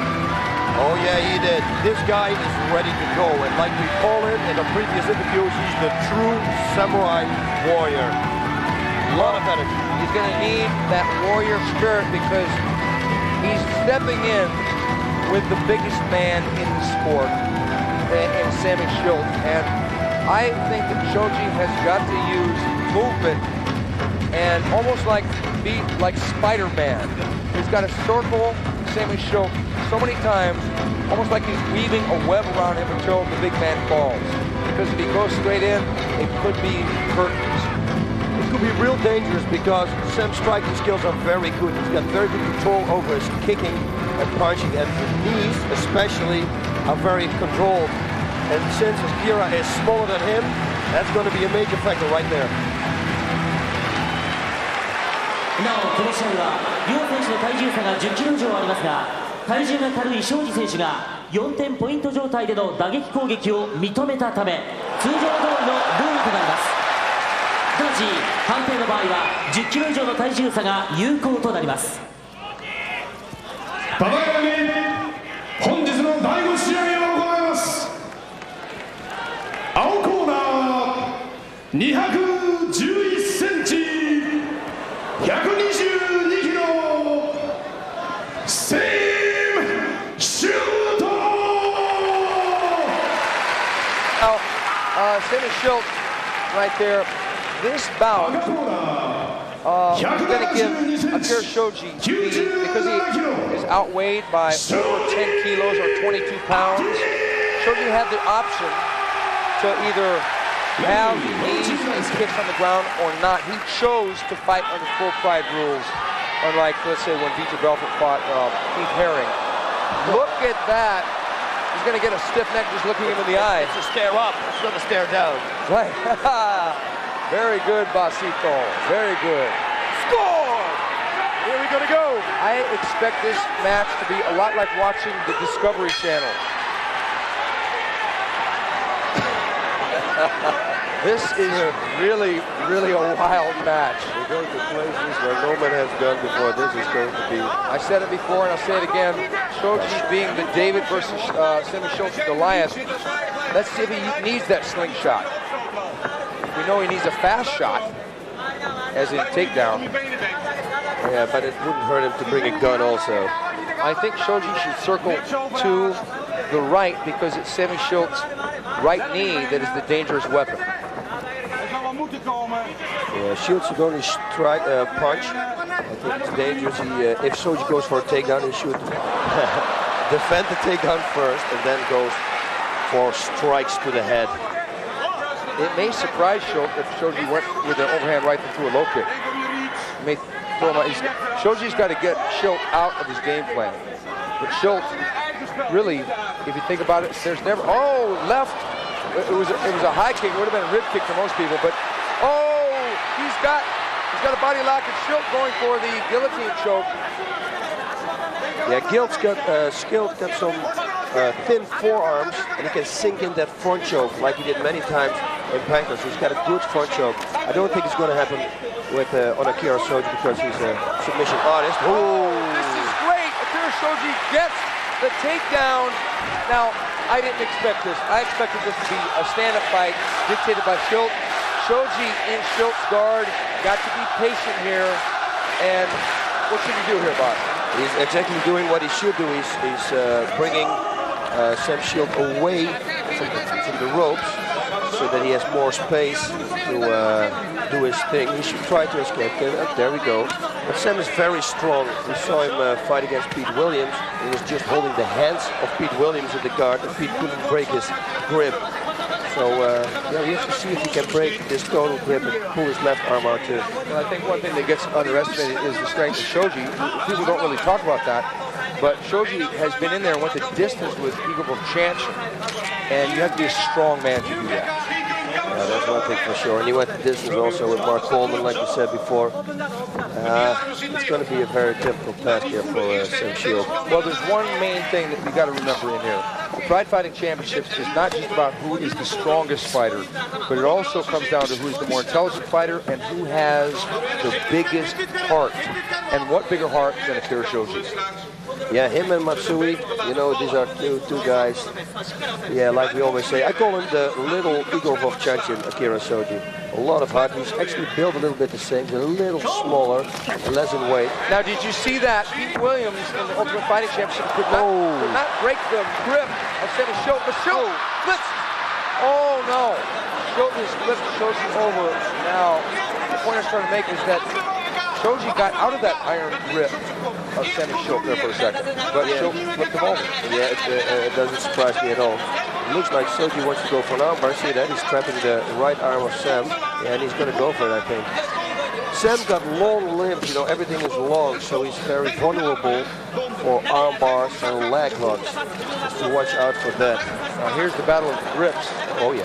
And Semmy is going to win that battle, but if he lets go and goes for a strike, Shoji doing really well at covering up. Yeah, Sam's hands are as big as Shoji's feet, I think.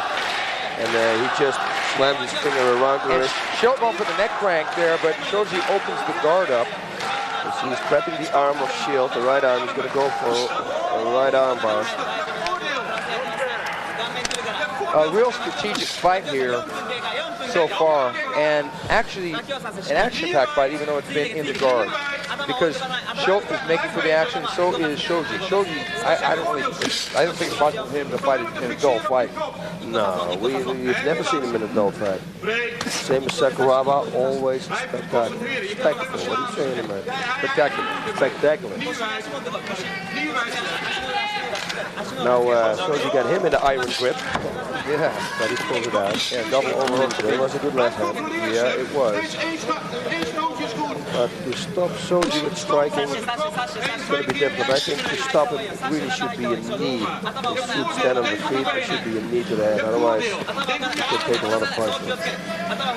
I think one of the things that Schilt might have a problem with is usually he's throwing a knee to someone over 6 feet tall. Shoji being lower, it may be easier for him to bring the knee up, but it may be a problem for him to get the accuracy to get the head because he's so far down. Yeah, maybe it is, but he should visualize his solar plexus or something for an even opponent. Right. So far, Shoji doing a lot more than we may have expected, but Shoji pushing him back, Schilt motioning to him. Shoji probably wants Schilt to engage. Shoji doing the butt scoot here. Oh, Schilt should kick because he's got so much reach. He should try kicking him in the head. Yeah, he can kick him in the head.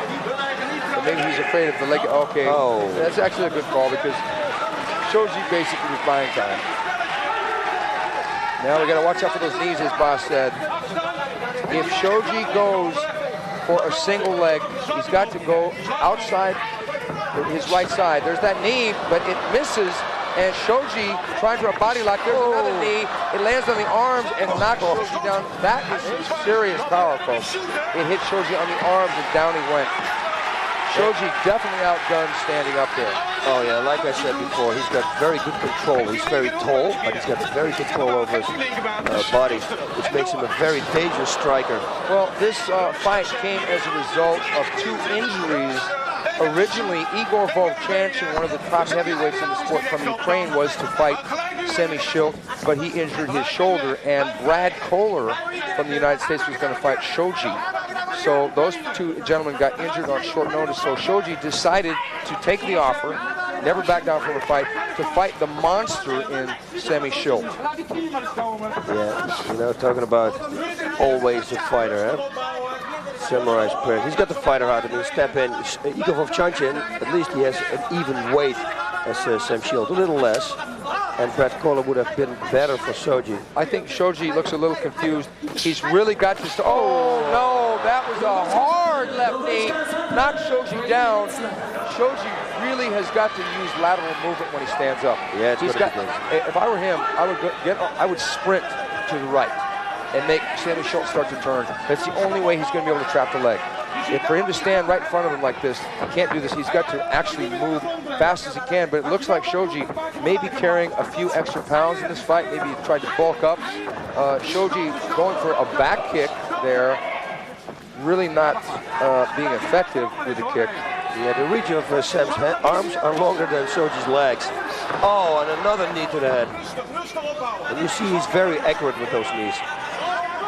He's knocked out quite a few fighters with those knees, including Guy Mezger, who he fought in a pancrase fight some years ago. Yeah, he knocked out also Funaki with a liver punch. That was also great. Yeah, Shoji looks tired right here, a little winded. And Sam is known for his stamina. He can go all the way. If Shoji wanted to get an easy win, to get back in the winning streak after picking up 2 losses, this may have been the wrong fight to do that with. Oh, there's the liver shot again, you see it? Oh, Shoji is out. That's it. That's it. It's over. It's over. Shoji has been stopped by the behemoth, Semmy Schilt, with strikes. Wow. It was the liver shot that set it up. Did you see it? Yeah, the liver shot, you saw him crimping a little bit, then the knee to the head again. Yeah, very accurate. Okay, it was 8 minutes, 19 seconds into round 1.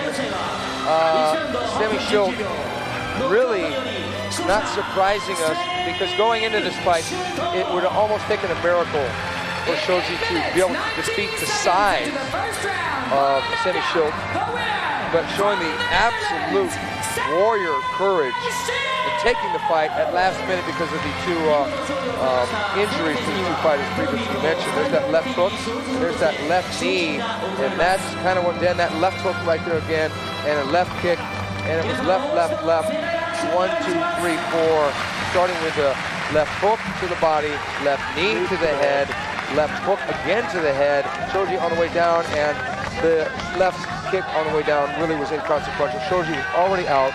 Shoji walking out of the ring a little dejected, but nonetheless stepped in with the giant, gave it his best shot, and came up on the short end of the stick.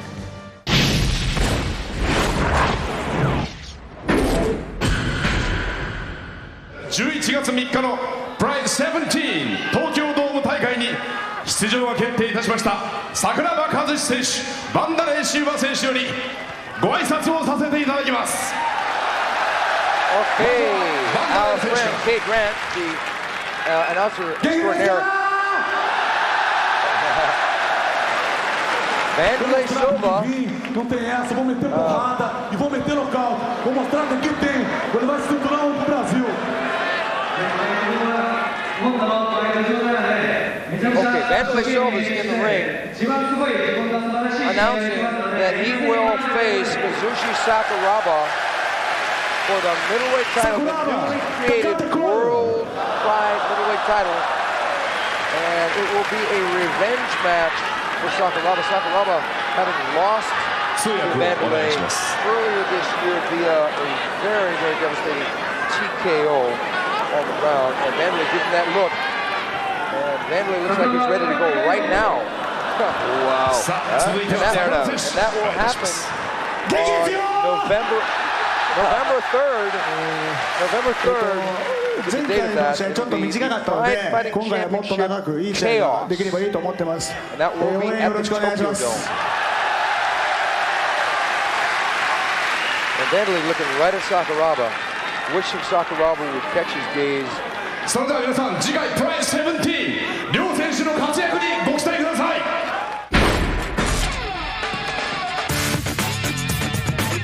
I'm here with Don Frye. Don, how have you been doing, man?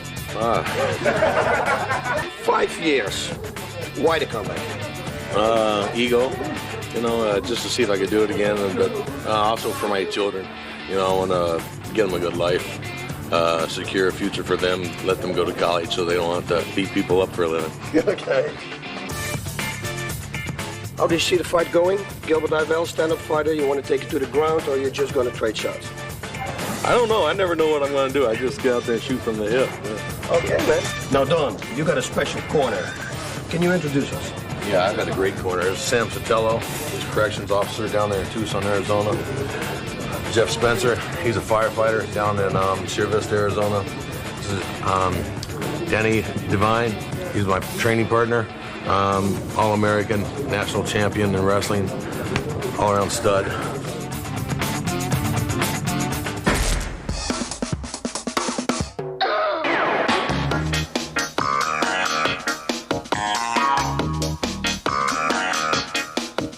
Gilbert, you got a Hickson Gracie cap. What's that about? Make my groundwork looks better. When I put this on, I became a different man.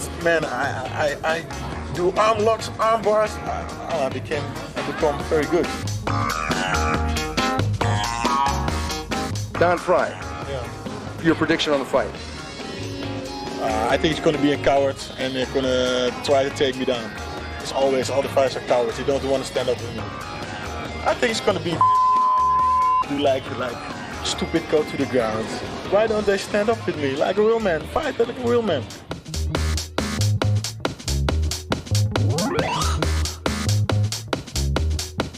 Do you think you're the most dangerous stand-up fighter in mixed martial arts? Yeah. Yeah. Really? Yeah. Why? Because I am. Because you're fast, because of knees, why? I just knock everybody out to try to fight standing with me. Yeah, that's scary. How's your relationship with Brazilian fighters right now? Okay, I only like Rancer Craig, I like him. Nogueira is a relaxed fighter, and all in the rest. Why? Because especially the guys of the gym of the Silva. I don't want to fight him again. Kick his ass. What? You have a problem with Vanderlei? Yeah, because he kicked me in the nuts. I want to fight him again. I kick his ass. Okay, there it is.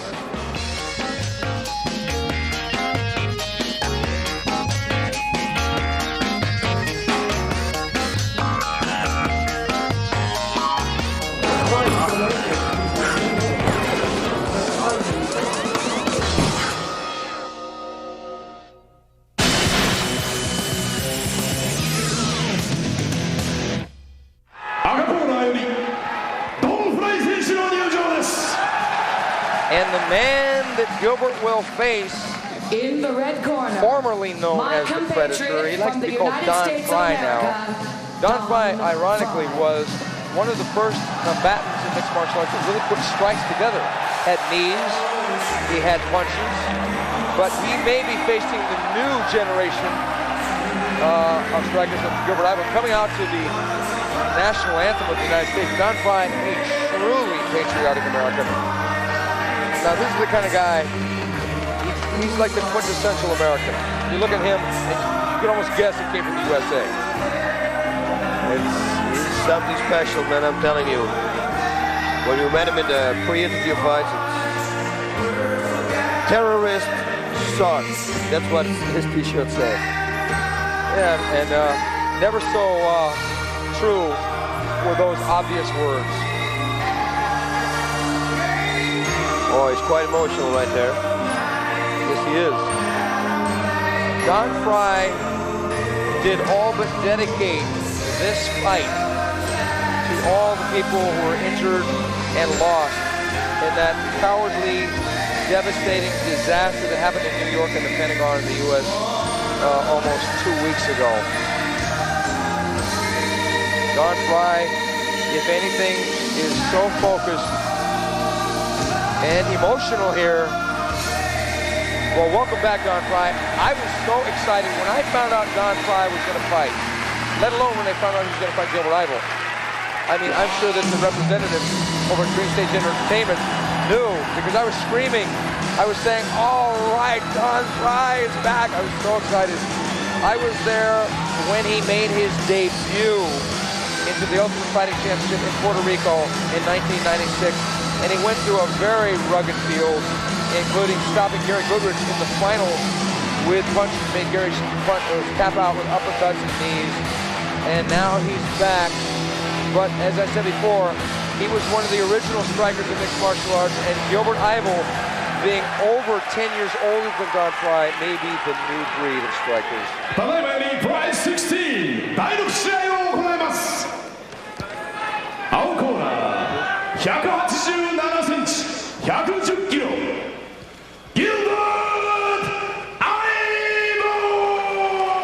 It's no mystery that Gilbert Ivel wants to keep this fight on his feet. 赤コーナー、185センチ、105キロ、Don Frye! Strategically, though, I think the obvious game plan is pretty obvious. Even though Don Frye has got pretty good strikes, I don't know he wants to test his strikes here with Gilbert Ivel, and there's the stare down. Gilbert, by the way, went on record and said to me, we in Holland, and I'll quote him, are sad at what happened in the U.S., unquote. But he's still got to take care of business. Oh man, look at the intensity there, right there. Yeah, that's a whole lot of intensity. But Don Frye has been in with some intense characters. He fought Mark Coleman. That's his only loss, really, was to Mark Coleman. If he should defeat Gilbert Ivel, he would definitely want to face Coleman. Gilbert jumping up and going. Don Frye gets the takedown, but Gilbert scoots back up. Gilbert almost gave Don Frye that takedown on a silver platter. Don went for the body lock. Don's got underhooks here. I think it's just a matter of time before Don Frye can get the trip. Don Frye striking his way out. Don Frye hurt here. Oh, big right hand by Gilbert Ivel. Gilbert going for the knee. Don hanging onto the ropes. Oh, left knee to the sternum. A dangerous area to catch a knee, Ross.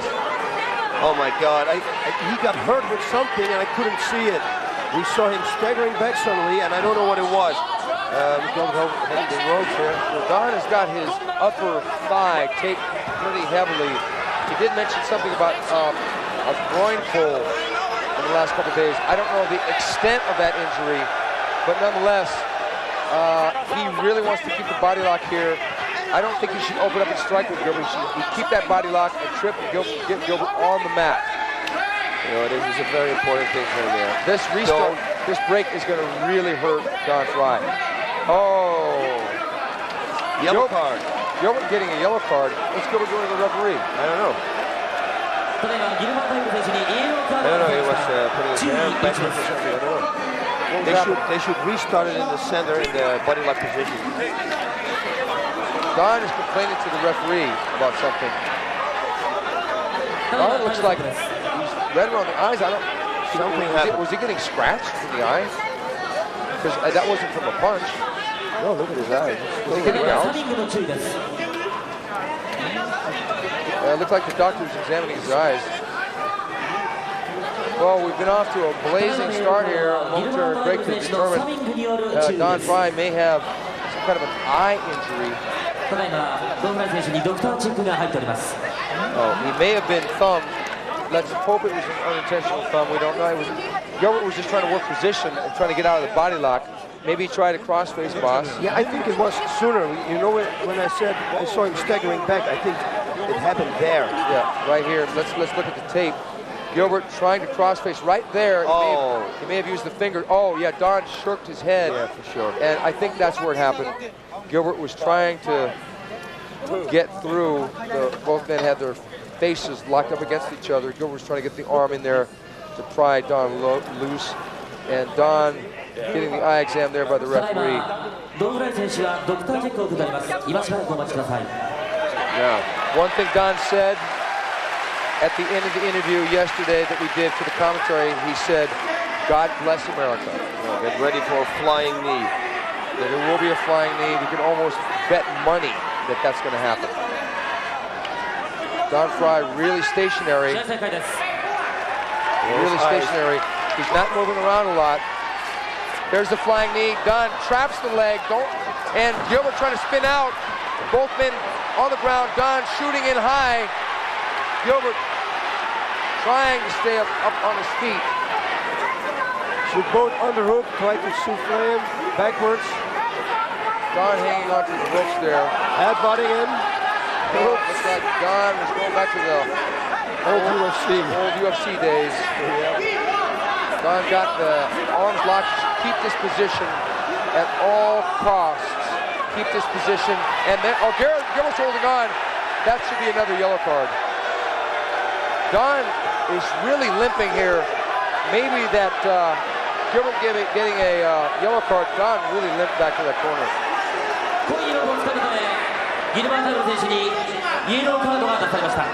Gilbert getting another yellow card. Now, it was Gilbert that got the yellow card. Yeah. Okay, so one more yellow card. The fight will be over via disqualification. But now it's going to be dangerous. Okay. The referee having harsh words with Gilbert Ivel. Gilbert going to throw that knee again. Gets the body lock, and Frye gets Gilbert on the ground.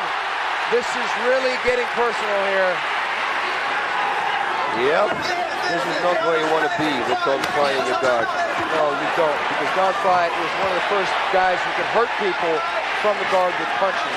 The theory was, we'll just trap the arm and go for an arm bar. Now they're going to restart the fighters back toward the center of the ring in the guard position. And this is definitely going to favor Don Frye. Don Frye obviously hurting from that injury. He tried to mask the injury, but he's been limping. He can barely, they're going to restart him standing? No, they should be down on the ground. They should be back on the ground. Gilbert will not get back down on the ground. Fight rules dictate that if the fighters are going to be restarted, okay, Gilbert finally giving up. Thank God, because he was on the point of getting disqualified. Exactly. Okay, now wait, Gilbert's already trying to fight now. The referee. He's got an open guard, which is not smart to do now. No. If Don's going to pass his guard, he's going to go ground and pound. Don really got to keep it here for a while. Gilbert looked like he's going for an under leg hook there. Gilbert needs to sweep Don Frye. He needs to get out of this position. This would definitely favor Frye. Gilbert's got to watch out for that crossface because those fingers are getting close to Frye's eyes again. I think Frye's going to go for an over-under choke here. Yeah, and it might work on Gilbert. Gilbert, in his last fight, was choked out by Igor Vovchanchin. Vovchanchin, notoriously known to be a kickboxer, had never choked out anybody in his life. Ooh. Good right hand by Don Frye. Frye going for a neck crank here. Cranking up. Gilbert trying for a crossface. Looks like those thumbs are getting dangerously close. Whoa. Yep. And he's going for the neck crank. Armbar. He's going for an armbar. Unbelievable. But now he's got side position. Oh, Gilbert needs to get up. North-south. Don Frye, you should really start throwing knees here. that right knee. There it is. Unbelievable match. A rough and tumble affair, practically a street fight at this moment. These guys are figure four coming up.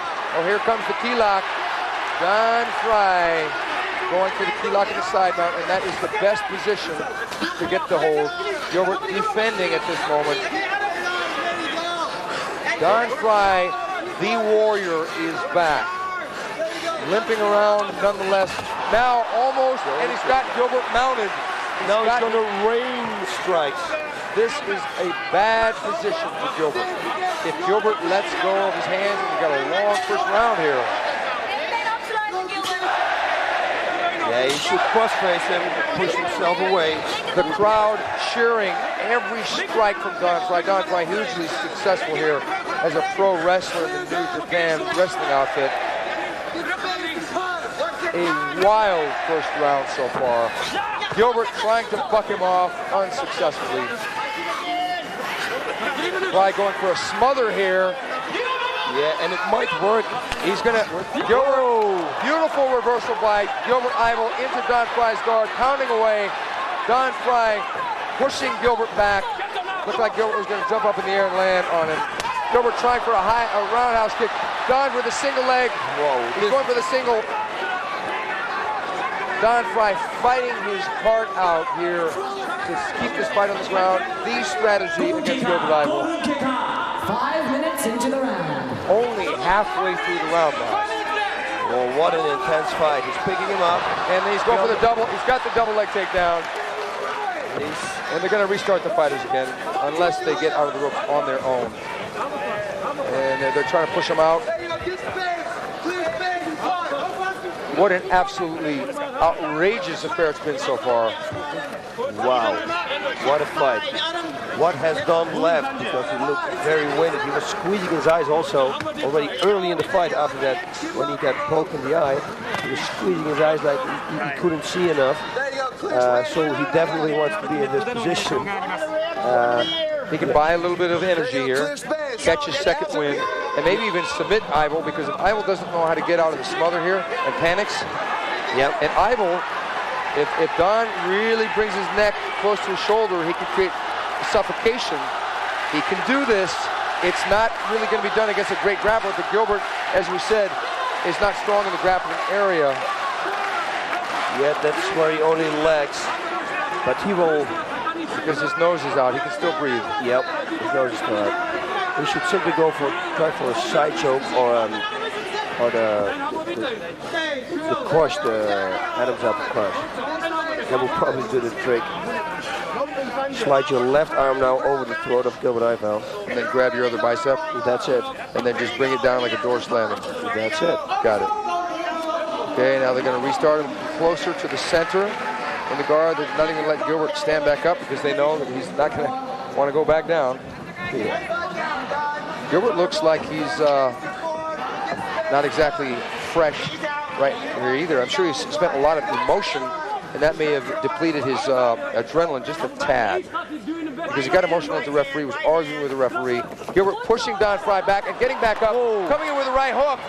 Gilbert setting up the knee. Here's the knee, and he gave Don Frye a clinch. Another knee. Don took that one too. Gilbert with that thumb. Yeah, Don definitely needs to go for a takedown. It's 3 minutes. Right here, it's going to be very dangerous for him.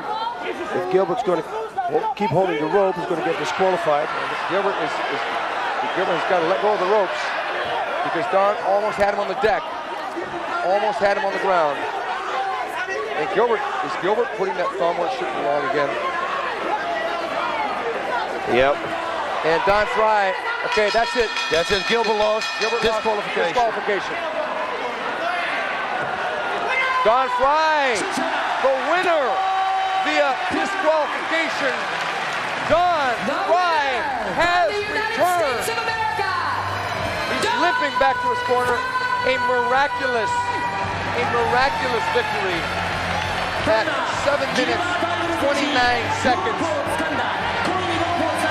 Oh, 7 minutes, 20 seconds. Look at the ring, guys. There's a lot of commotion in the ring. Loka Elmond, famous Thai boxer from Holland, holding Gilbert Ivel there. Gilbert is prisoner. There's a lot of commotion going on. The Frye's corner. I'm thinking Frye. Don looked like me taking a bump or two to the eye, because that kind of swelling is not from punches. Yep. The inner swelling like that. Now, we've said people have heart. Don Frye, he came in injured. He could barely walk here. He had that groin pull, which really took away his shot at a diving takedown.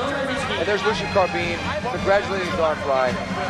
But the fact is that Don Frye has come back to mixed martial arts. Don Frye came back. You know why he came back? Don Frye came back because he says he wants to have a rematch with Coleman. Because Coleman handed him his only defeat, and it was a war. And Frye never gave up in that fight. The referee stopped it for strikes. So Frye is back. Need to go back and heal that leg. There he goes, limping to the side, grabbing the microphone. Let's see what Mr. Frye, formerly known as the Predator, has to say. Gilbert's all down. We can do it again, brother. We can do it again. We can do it again. Don Frye announcing that they can do it again, meaning he's glad they give a rematch. Why I almost get why they give me yellow cards? Okay, I get it. Everybody's got to get it. Well, Gilbert's very unpopular here. Yeah, because it's normal. He was holding the rope. You know, Gilbert's a good friend of mine. He held the rope many times. 3 times they gave him the yellow card, and that's it. Like you said before, if he's going to get one more yellow card, it's going to be disqualification. Well, there you had it. Yeah. Well, here it was where Gilbert jumped in for the knee, and Don Frye got the underhooks and finally gets Gilbert on the ground. And this is early in round 1. Don Frye really summoning up a lot of internal power to get this fight where he had to, which is on the ground, because Gilbert definitely is weak on the ground, and this would be a really emotional rematch.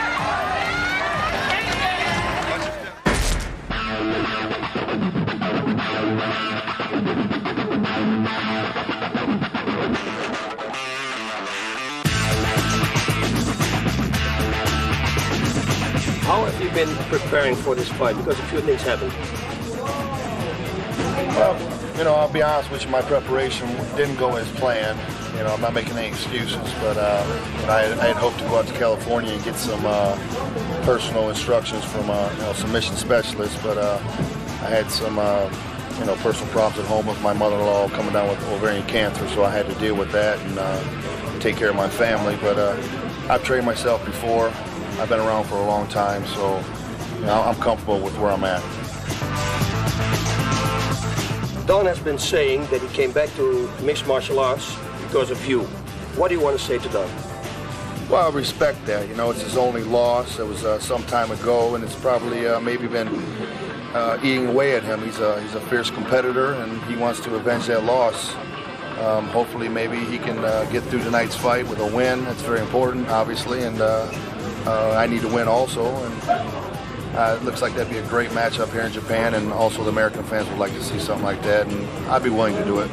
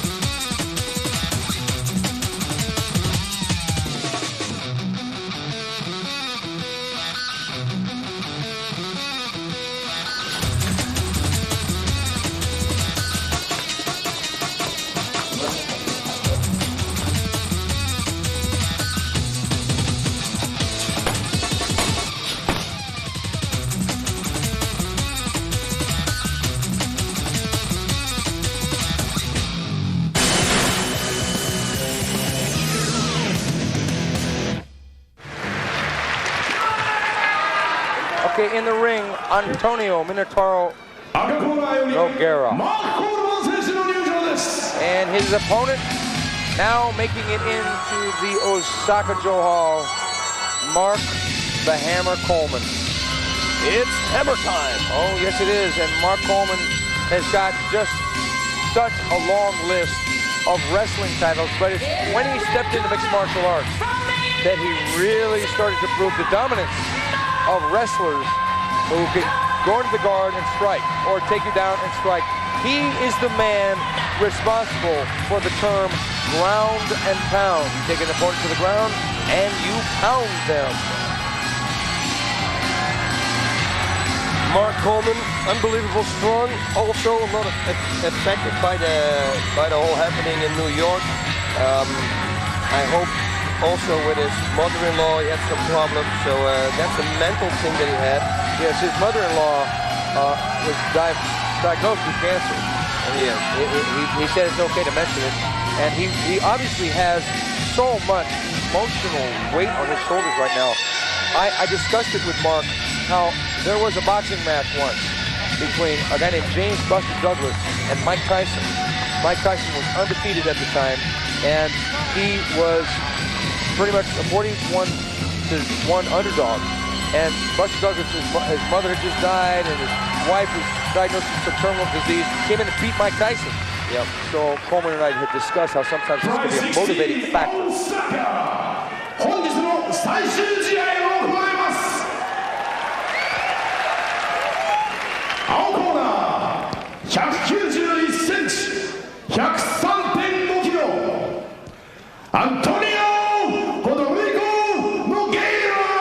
Antônio Rodrigo Nogueira, nicknamed Minotauro. This man has got some great submissions. Oh yeah, he won the 32 rings tournament.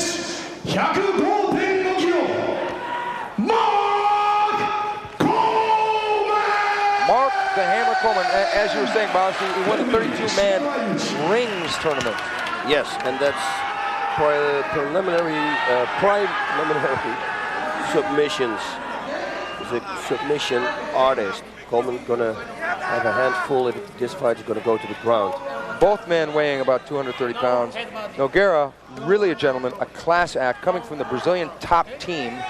And Yuji Shimada is really warning the fighters about the holding, after especially that last match we saw, about the holding from Ivel. Nogueira has got a really fast low kick. Coleman has got improved punching. In the standing mode, Nogueira is gonna wanna practice Muay Thai, where Coleman's gonna wanna box. Coleman, I feel, can take Nogueira down at any time. Coleman with a left hook into the clinch here. Nogueira with the knees to the legs. Coleman with the uppercut. They're rumbling right after each other, folks. Looked like Nogueira wanted to knee him in the head, but I don't know if it's a smart thing to do to grab the neck of Mark Coleman, because now he's got the underhook. Is this the one arm I see? Yeah. Coleman, we had mentioned that Nogueira had won the 32-man rings tournament, but that wasn't 32 men in one night. It was over a period of about 2 or 3 days. Coleman, on the other hand, has won 3 8-man mixed martial art tournaments, 2 in the Ultimate Fighting Championship and 1 the Grand Prix Super Tournament, which happened last May. And he knows, oh, good punches there by Nogueira. Wow. Stepping back with a left, right, left. Looked good to me, boss. Oh yeah, there were solid punches and right to the head. You know, he didn't miss. It was very accurate. Well, I think it woke Coleman up knowing that now if this guy gets range, he's going to punch. Yeah, for sure. He trained a lot of striking. That's a thing we know for sure now, because after his last fight against Goodridge, he didn't show it. Maybe he was saving it and to show off now in this fight. Well, plus he didn't need it because it only took him about 2 minutes 37 seconds to get Goodridge out of there with a triangle choke. Coleman knows that Nogueira is dangerous on his back in the guard position. Here, Nogueira chopping right uppercuts. Good right uppercuts.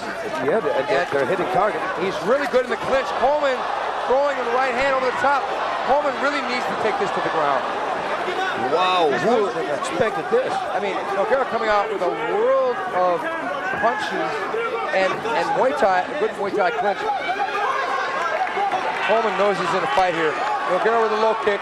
Oh, Coleman had the same look on his face as when he fought Maurice Smith. He knows that weapon is a really punishing weapon. Coleman answers back with his own low kick. He looks a little winded right now. I hope he's going to recoup. Yeah, Nogueira coming in, chopping with the right hand, and bounced up the top of Coleman's head. Coleman faced one of Nogueira's teammates in his last fight, and that was March 25th, 2001. And Alan Goes made the mistake of trying to shoot in for the takedown against Mark Coleman, exposing him to the front knees on the ground, because it was the first time they'd ever used the new rules where you can knee the opponent on the ground if he's on all fours facing downward. Nogueira stepping back. It's a smart tactic for Nogueira. Keep the distance. If I were Nogueira, I would throw straight punches and throw that low kick. Yep, that's the best game plan for him. Nogueira going for the high kick and slipping to the canvas. Coleman now in Nogueira's guard. Nogueira with a half butterfly. Right shin under Coleman's thigh. Coleman's got to be real careful, but nonetheless, Coleman's got to punch. Nogueira's going to go for a figure four, I think. Watch it on the right arm, Coleman's right arm. He's holding the wrist. Oh, triangle coming up. He's going to try to pass the arm, you see. Nogueira looked beautiful standing up, but trying for it all, trying for that right high kick and slipping. And Mark Coleman falling down into his guard. Nogueira going high. Coleman knows. Coleman does not want to get caught the same way Gary Goodridge. Oh, Coleman going for the neck crank. Nogueira cross-facing and moving Coleman over. Oh, a real war here. Yeah, the bad thing about the neck crank is that you're vulnerable for leg loss. He's going to go. This guy is looking for submission, and he's all over the place. Look, he's going to pass the arm. He's going to try for a triangle. He's going to pull his left knee up now. I think the ground fight. And then he's going to watch this, and that's the figure four. Coleman should hold the inside of his thigh right now, because this could be it. Because this guy's big enough, strong enough to do this. Yep. Coleman should hold his thigh. But he just let Coleman know that that is a weapon. Expect that. I'm sure Coleman knew that this guy really a master of submission. Nogueira, the up kick by Nogueira. Trying to kick up now. Oh no, it's a bad out now. He's got to get out because Nogueira does not have his instep locked on the back of his knee. Coleman is not in trouble right now, but he could be. If Nogueira reaches up and grabs his left heel and pulls it down over the back of Coleman's shoulder, it'll be really difficult for Nogueira giving it up. Nogueira really all over Coleman here from the bottom. Yeah, he's working, and Coleman looked a little winded on his feet, and this is going to cost him a lot of energy because he's all over the place. He needs to defend all the time. He's a very dangerous person, Nogueira. But we've seen Mark Coleman come out in some of his early fights and use a lot of energy with punches and aggression, but he hasn't done that here necessarily. So Coleman is leaving some things in reserve. He's not that winded right now. No. Nogueira, on the other hand, he made a lot of attempts. He may be feeling it. Yeah, but it's his game. He plays all day long. He plays the half guard, butterfly guard, everything, and that's his game, you know. So, but like you said, Coleman looks fresh again. Coleman, yeah, he had it on the hips. He had the butterfly guard, I think, before. Coleman looking a little frustrated. That's not a good sign to see that in a fighter's face, because once frustration sets in, they can start to... Whoa, passing the arm again, you see? He is so slick. Nogueira told me the last time he was here in Japan that he thought that maybe no one in the heavyweight division had the level of submission ability that he does, and we're seeing that tonight. Oh yeah, he's absolutely right. So he's backing up his words, but he hasn't caught Coleman yet. No, but it's dangerous for Coleman. He's going to offer the figure four, or he's going to go for a triangle. And to pass Nogueira's guard is a really risky thing, because Nogueira will go up for the triangle. Yeah, here we go again. Oh, there it is. Again. Coleman's got to pass the guard there. Almost tried to put Nogueira. No. It's going to be over. It's going to be over. The fight is over. It's going to be over. Coleman has got to slam him. He's got to do some... Coleman is in big trouble here. Coleman is on the verge of being choked out by Antônio. Coleman is going to pull his way out. Is he going to be out? He's got the armbar, boss. Coleman tapping out. Oh, straight armbar. Mark Coleman has been submitted. Oh my God, by Antônio Nogueira. Wow, Nogueira really has got the goods on his back, guys. Oh, and not only on his back, he really got the goods standing up too. He did some solid striking. He had some low kicks. Well, there's a new sheriff in town now. Oh, yes. I would have to say that this puts Nogueira at the top of the heavyweight heap. Right away, bang, number uno. He's the man who beat the man. Coleman was number one. Pretty much across the board, most people had him ranked in the top three. A lot of people had him ranked number one. Nogueira came in. If there was any weak point that Coleman had emotionally, Nogueira exposed up. But we can't take that away from Nogueira. And Nogueira came in to fight. He got the win. It was an armbar.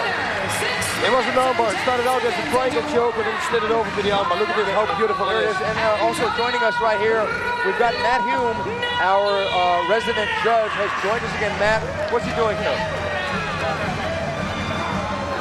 He's locking that triangle up very tight. He's got the leg against the shoulder, and he's very deep with it. He's got the leg straight across the back of the neck, which makes it very tight. Now he's going to pull the head. Yeah, if Mark can get his shoulder out of there, he'll escape, but Nogueira now he's extending into an armbar here, and Mark's starting to tap now. And he tapped out a couple times. He tapped out on Nogueira, and then he tapped out on the referee, and then he tapped out on Nogueira again. Mark's left arm, and he taps out here, and then he taps out on the referee, then he taps out and the referee, and it was 6 minutes, 10 seconds into round one.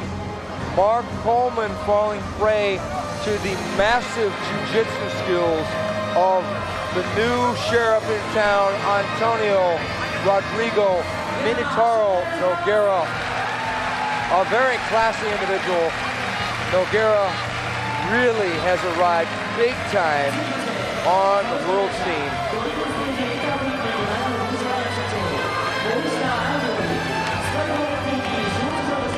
Antônio Nogueira, now, where does this put our heavyweight title fight coming up November 3rd? You got to factor Nogueira in there, because right now he beat the man who was the man. I think this opens up so many possible matchups. Antônio Nogueira, he's got so many fighters in Frye that would love to fight Nogueira. We got Pete Herring, we've got Fujita, we've got Bo Chanchin, who's beaten a number of jiu-jitsu fighters. But this guy is one of the most, I think he's the most dangerous jiu-jitsu fighter I've ever seen. He was constantly all over the place, attacking, non-stop, and then it throws everybody off, you know. It costs a lot of energy, but like I said before, that's his game plan. He doesn't do anything else all day long. But what surprised me, Matt, was Nogueira came out and was giving Coleman a boxing lesson. Absolutely. He's definitely been working on his stand-up skills. Nogueira is a force to reckon with. He's one of the new generation fighters who's trained both in stand-up and in ground fighting. It was absolutely fantastic. Yeah, it really impressed me because they were in a clinch on the ropes, and then Coleman let go. Then Nogueira stepped back with a left hook, right hand, left hook, and Coleman looked at it like, what? Because he only expected the low kick. And he was throwing knees too, knees to the legs, knees to the head. Punches, low kicks, we've seen it all. And then on the ground, master submission, all over the place. Complete fighter, so to say. You know, this fight wasn't an upset by any means because people knew going in that Nogueira was probably one of the toughest, if not the toughest, obviously, opponents that Coleman had ever faced. Where does this put Coleman now?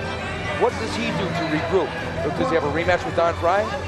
That's a possibility. There are a lot of possibilities, and you know, there's going to be a lot of discussions among the Pride staff here and the matchmakers to decide what exactly is going to happen. There's a little wrench in the works right now, but what we're going to see is a fantastic fight on the next Pride show. We've got so many people in the works, we can't really say right now who that's going to be, but there's a lot of anticipation as to who it will be. But anticipation in our world heavyweight title fight, which will happen November 3rd at the Tokyo Dome. But we also have that world middleweight title fight, and it's going to be a rematch between Kazushi Sakuraba, the submission master from the Takada Dojo, versus the shootbox terror, the axe murderer, Vanderlei Silva.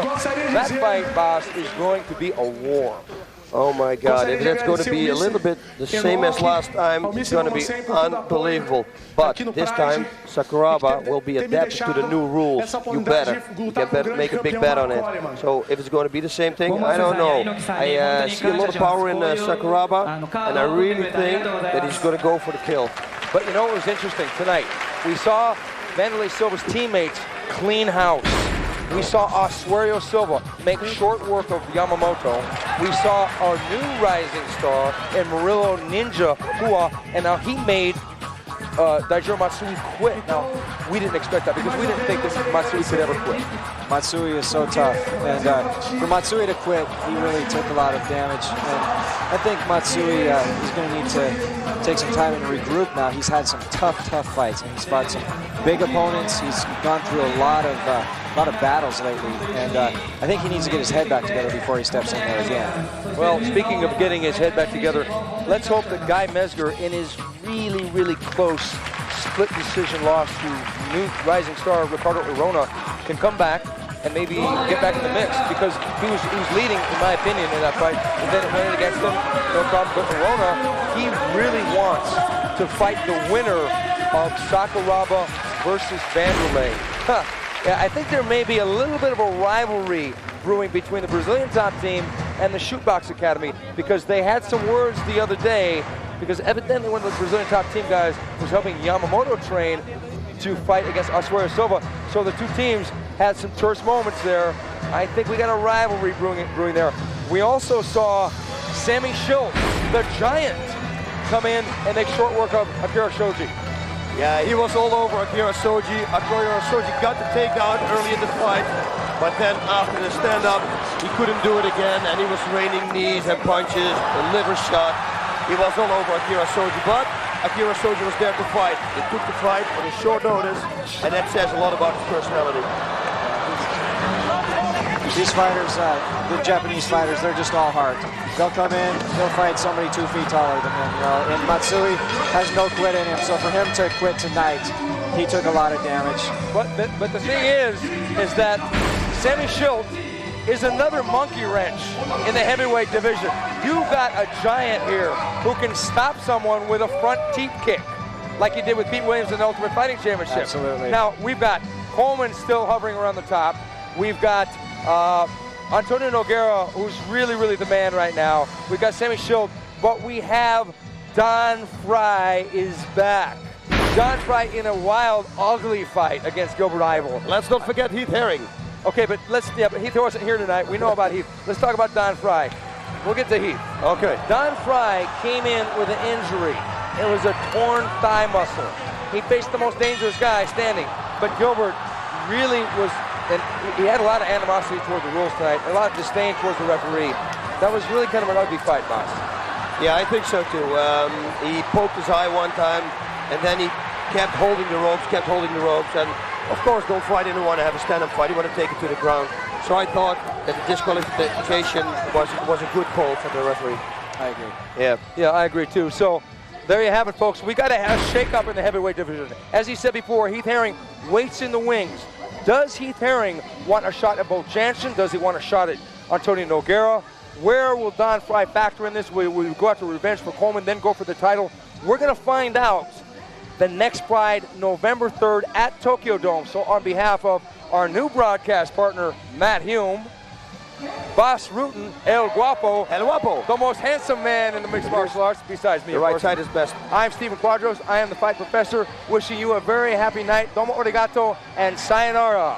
Sayonara. I'm here with Antônio Minotauro Nogueira. I almost want to say welcome to Pride, but you've already been here and done that. But you did it tonight against the #1 heavyweight in the world. You won it by submission. Now, talk about the fight. Yeah, you see my stand-up getting much better now, so I was so confident. All the situation, he came to fight. Now, if he came to fight standing, I am something to give to him. And in the ground, no, I gave my best thing, triangle. And I trained a lot this position, so I couldn't do this position today. Now, we're going to have a heavyweight title fight in November 3rd. Where do you think you stand in mixed martial arts in the rankings? I think now I'm going to fight with the best fighters in the world. All the Pride fighters, they really tough. If they bring me hitting, if they bring me Volchance, I'm going to fight with them. I'm ready for fight with everybody. So you'd like to fight Heath Herring or Volchance? What about maybe a rematch down the road with Coleman? I love to do the rematch. If he wants, I love to do with him. We met with everybody, haven't lost to me. So I'm ready to fight with everybody, told you. Okay. I love to fight with Coleman again. Okay, very impressive, Antônio, Minotaur, Nogueira. Obrigado, congratulations. Thank you very much. Congratulations, guys. Big Daddy, Gary Goodridge from Canada. You got the win. Did you expect any less? No, and if anybody else did, come on, step up and come to me.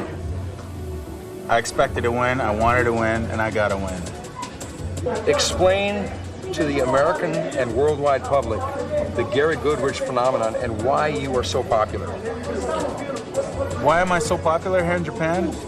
Because I'm good looking, you know, I'm flash, I'm flamboyant, I have a great body, I have a nice ass. Hold on, I want you to take a look at this. Down, down, down. I have a nice ass. I carry the total package. Gary Goodridge is everything, everything that anybody wants to be. I'm here with Don Frye. Don, I said welcome back, but you said it wasn't like a welcome back. No, I didn't feel very welcome out there. I didn't see the welcome mat. Well, I'm really excited that you're back. Now, this was I was excited until I got in the ring. Well, what happened? It looks like I got beat up, didn't it? It wasn't a good return. Yeah, but this guy is dangerous. You can't, you know, beat yourself up about the performance because he's really one of the most dangerous stand-up fighters there is. Yeah, he is a dangerous fighter, and he proved it, you know, tonight. He's a really good fighter, and, you know, I was really impressed with his abilities. Now, you told me that the reason why you came back, because you want back at Coleman, right? Right. I mean, that really burns inside of you, doesn't it? Right, it does burn inside me, but now it looks like I got a rematch against Gilbert, so I don't know which one's going to come first, either Coleman or Gilbert. To me, it doesn't matter. It's up to the fans. Do you have anything that you would like to say directly to the American public? Yeah, you know, we took a little bit of an ass kicking there September 11th, you know, New York and D.C., but, you know, we got a leg knocked out from underneath of us, but we're going to come back. You know, we never quit. We're Americans. And we're going to rip his balls off and shove him down his throat. Okay, and there you have it. Don Frye is back in the house. Welcome back, Don. Thanks.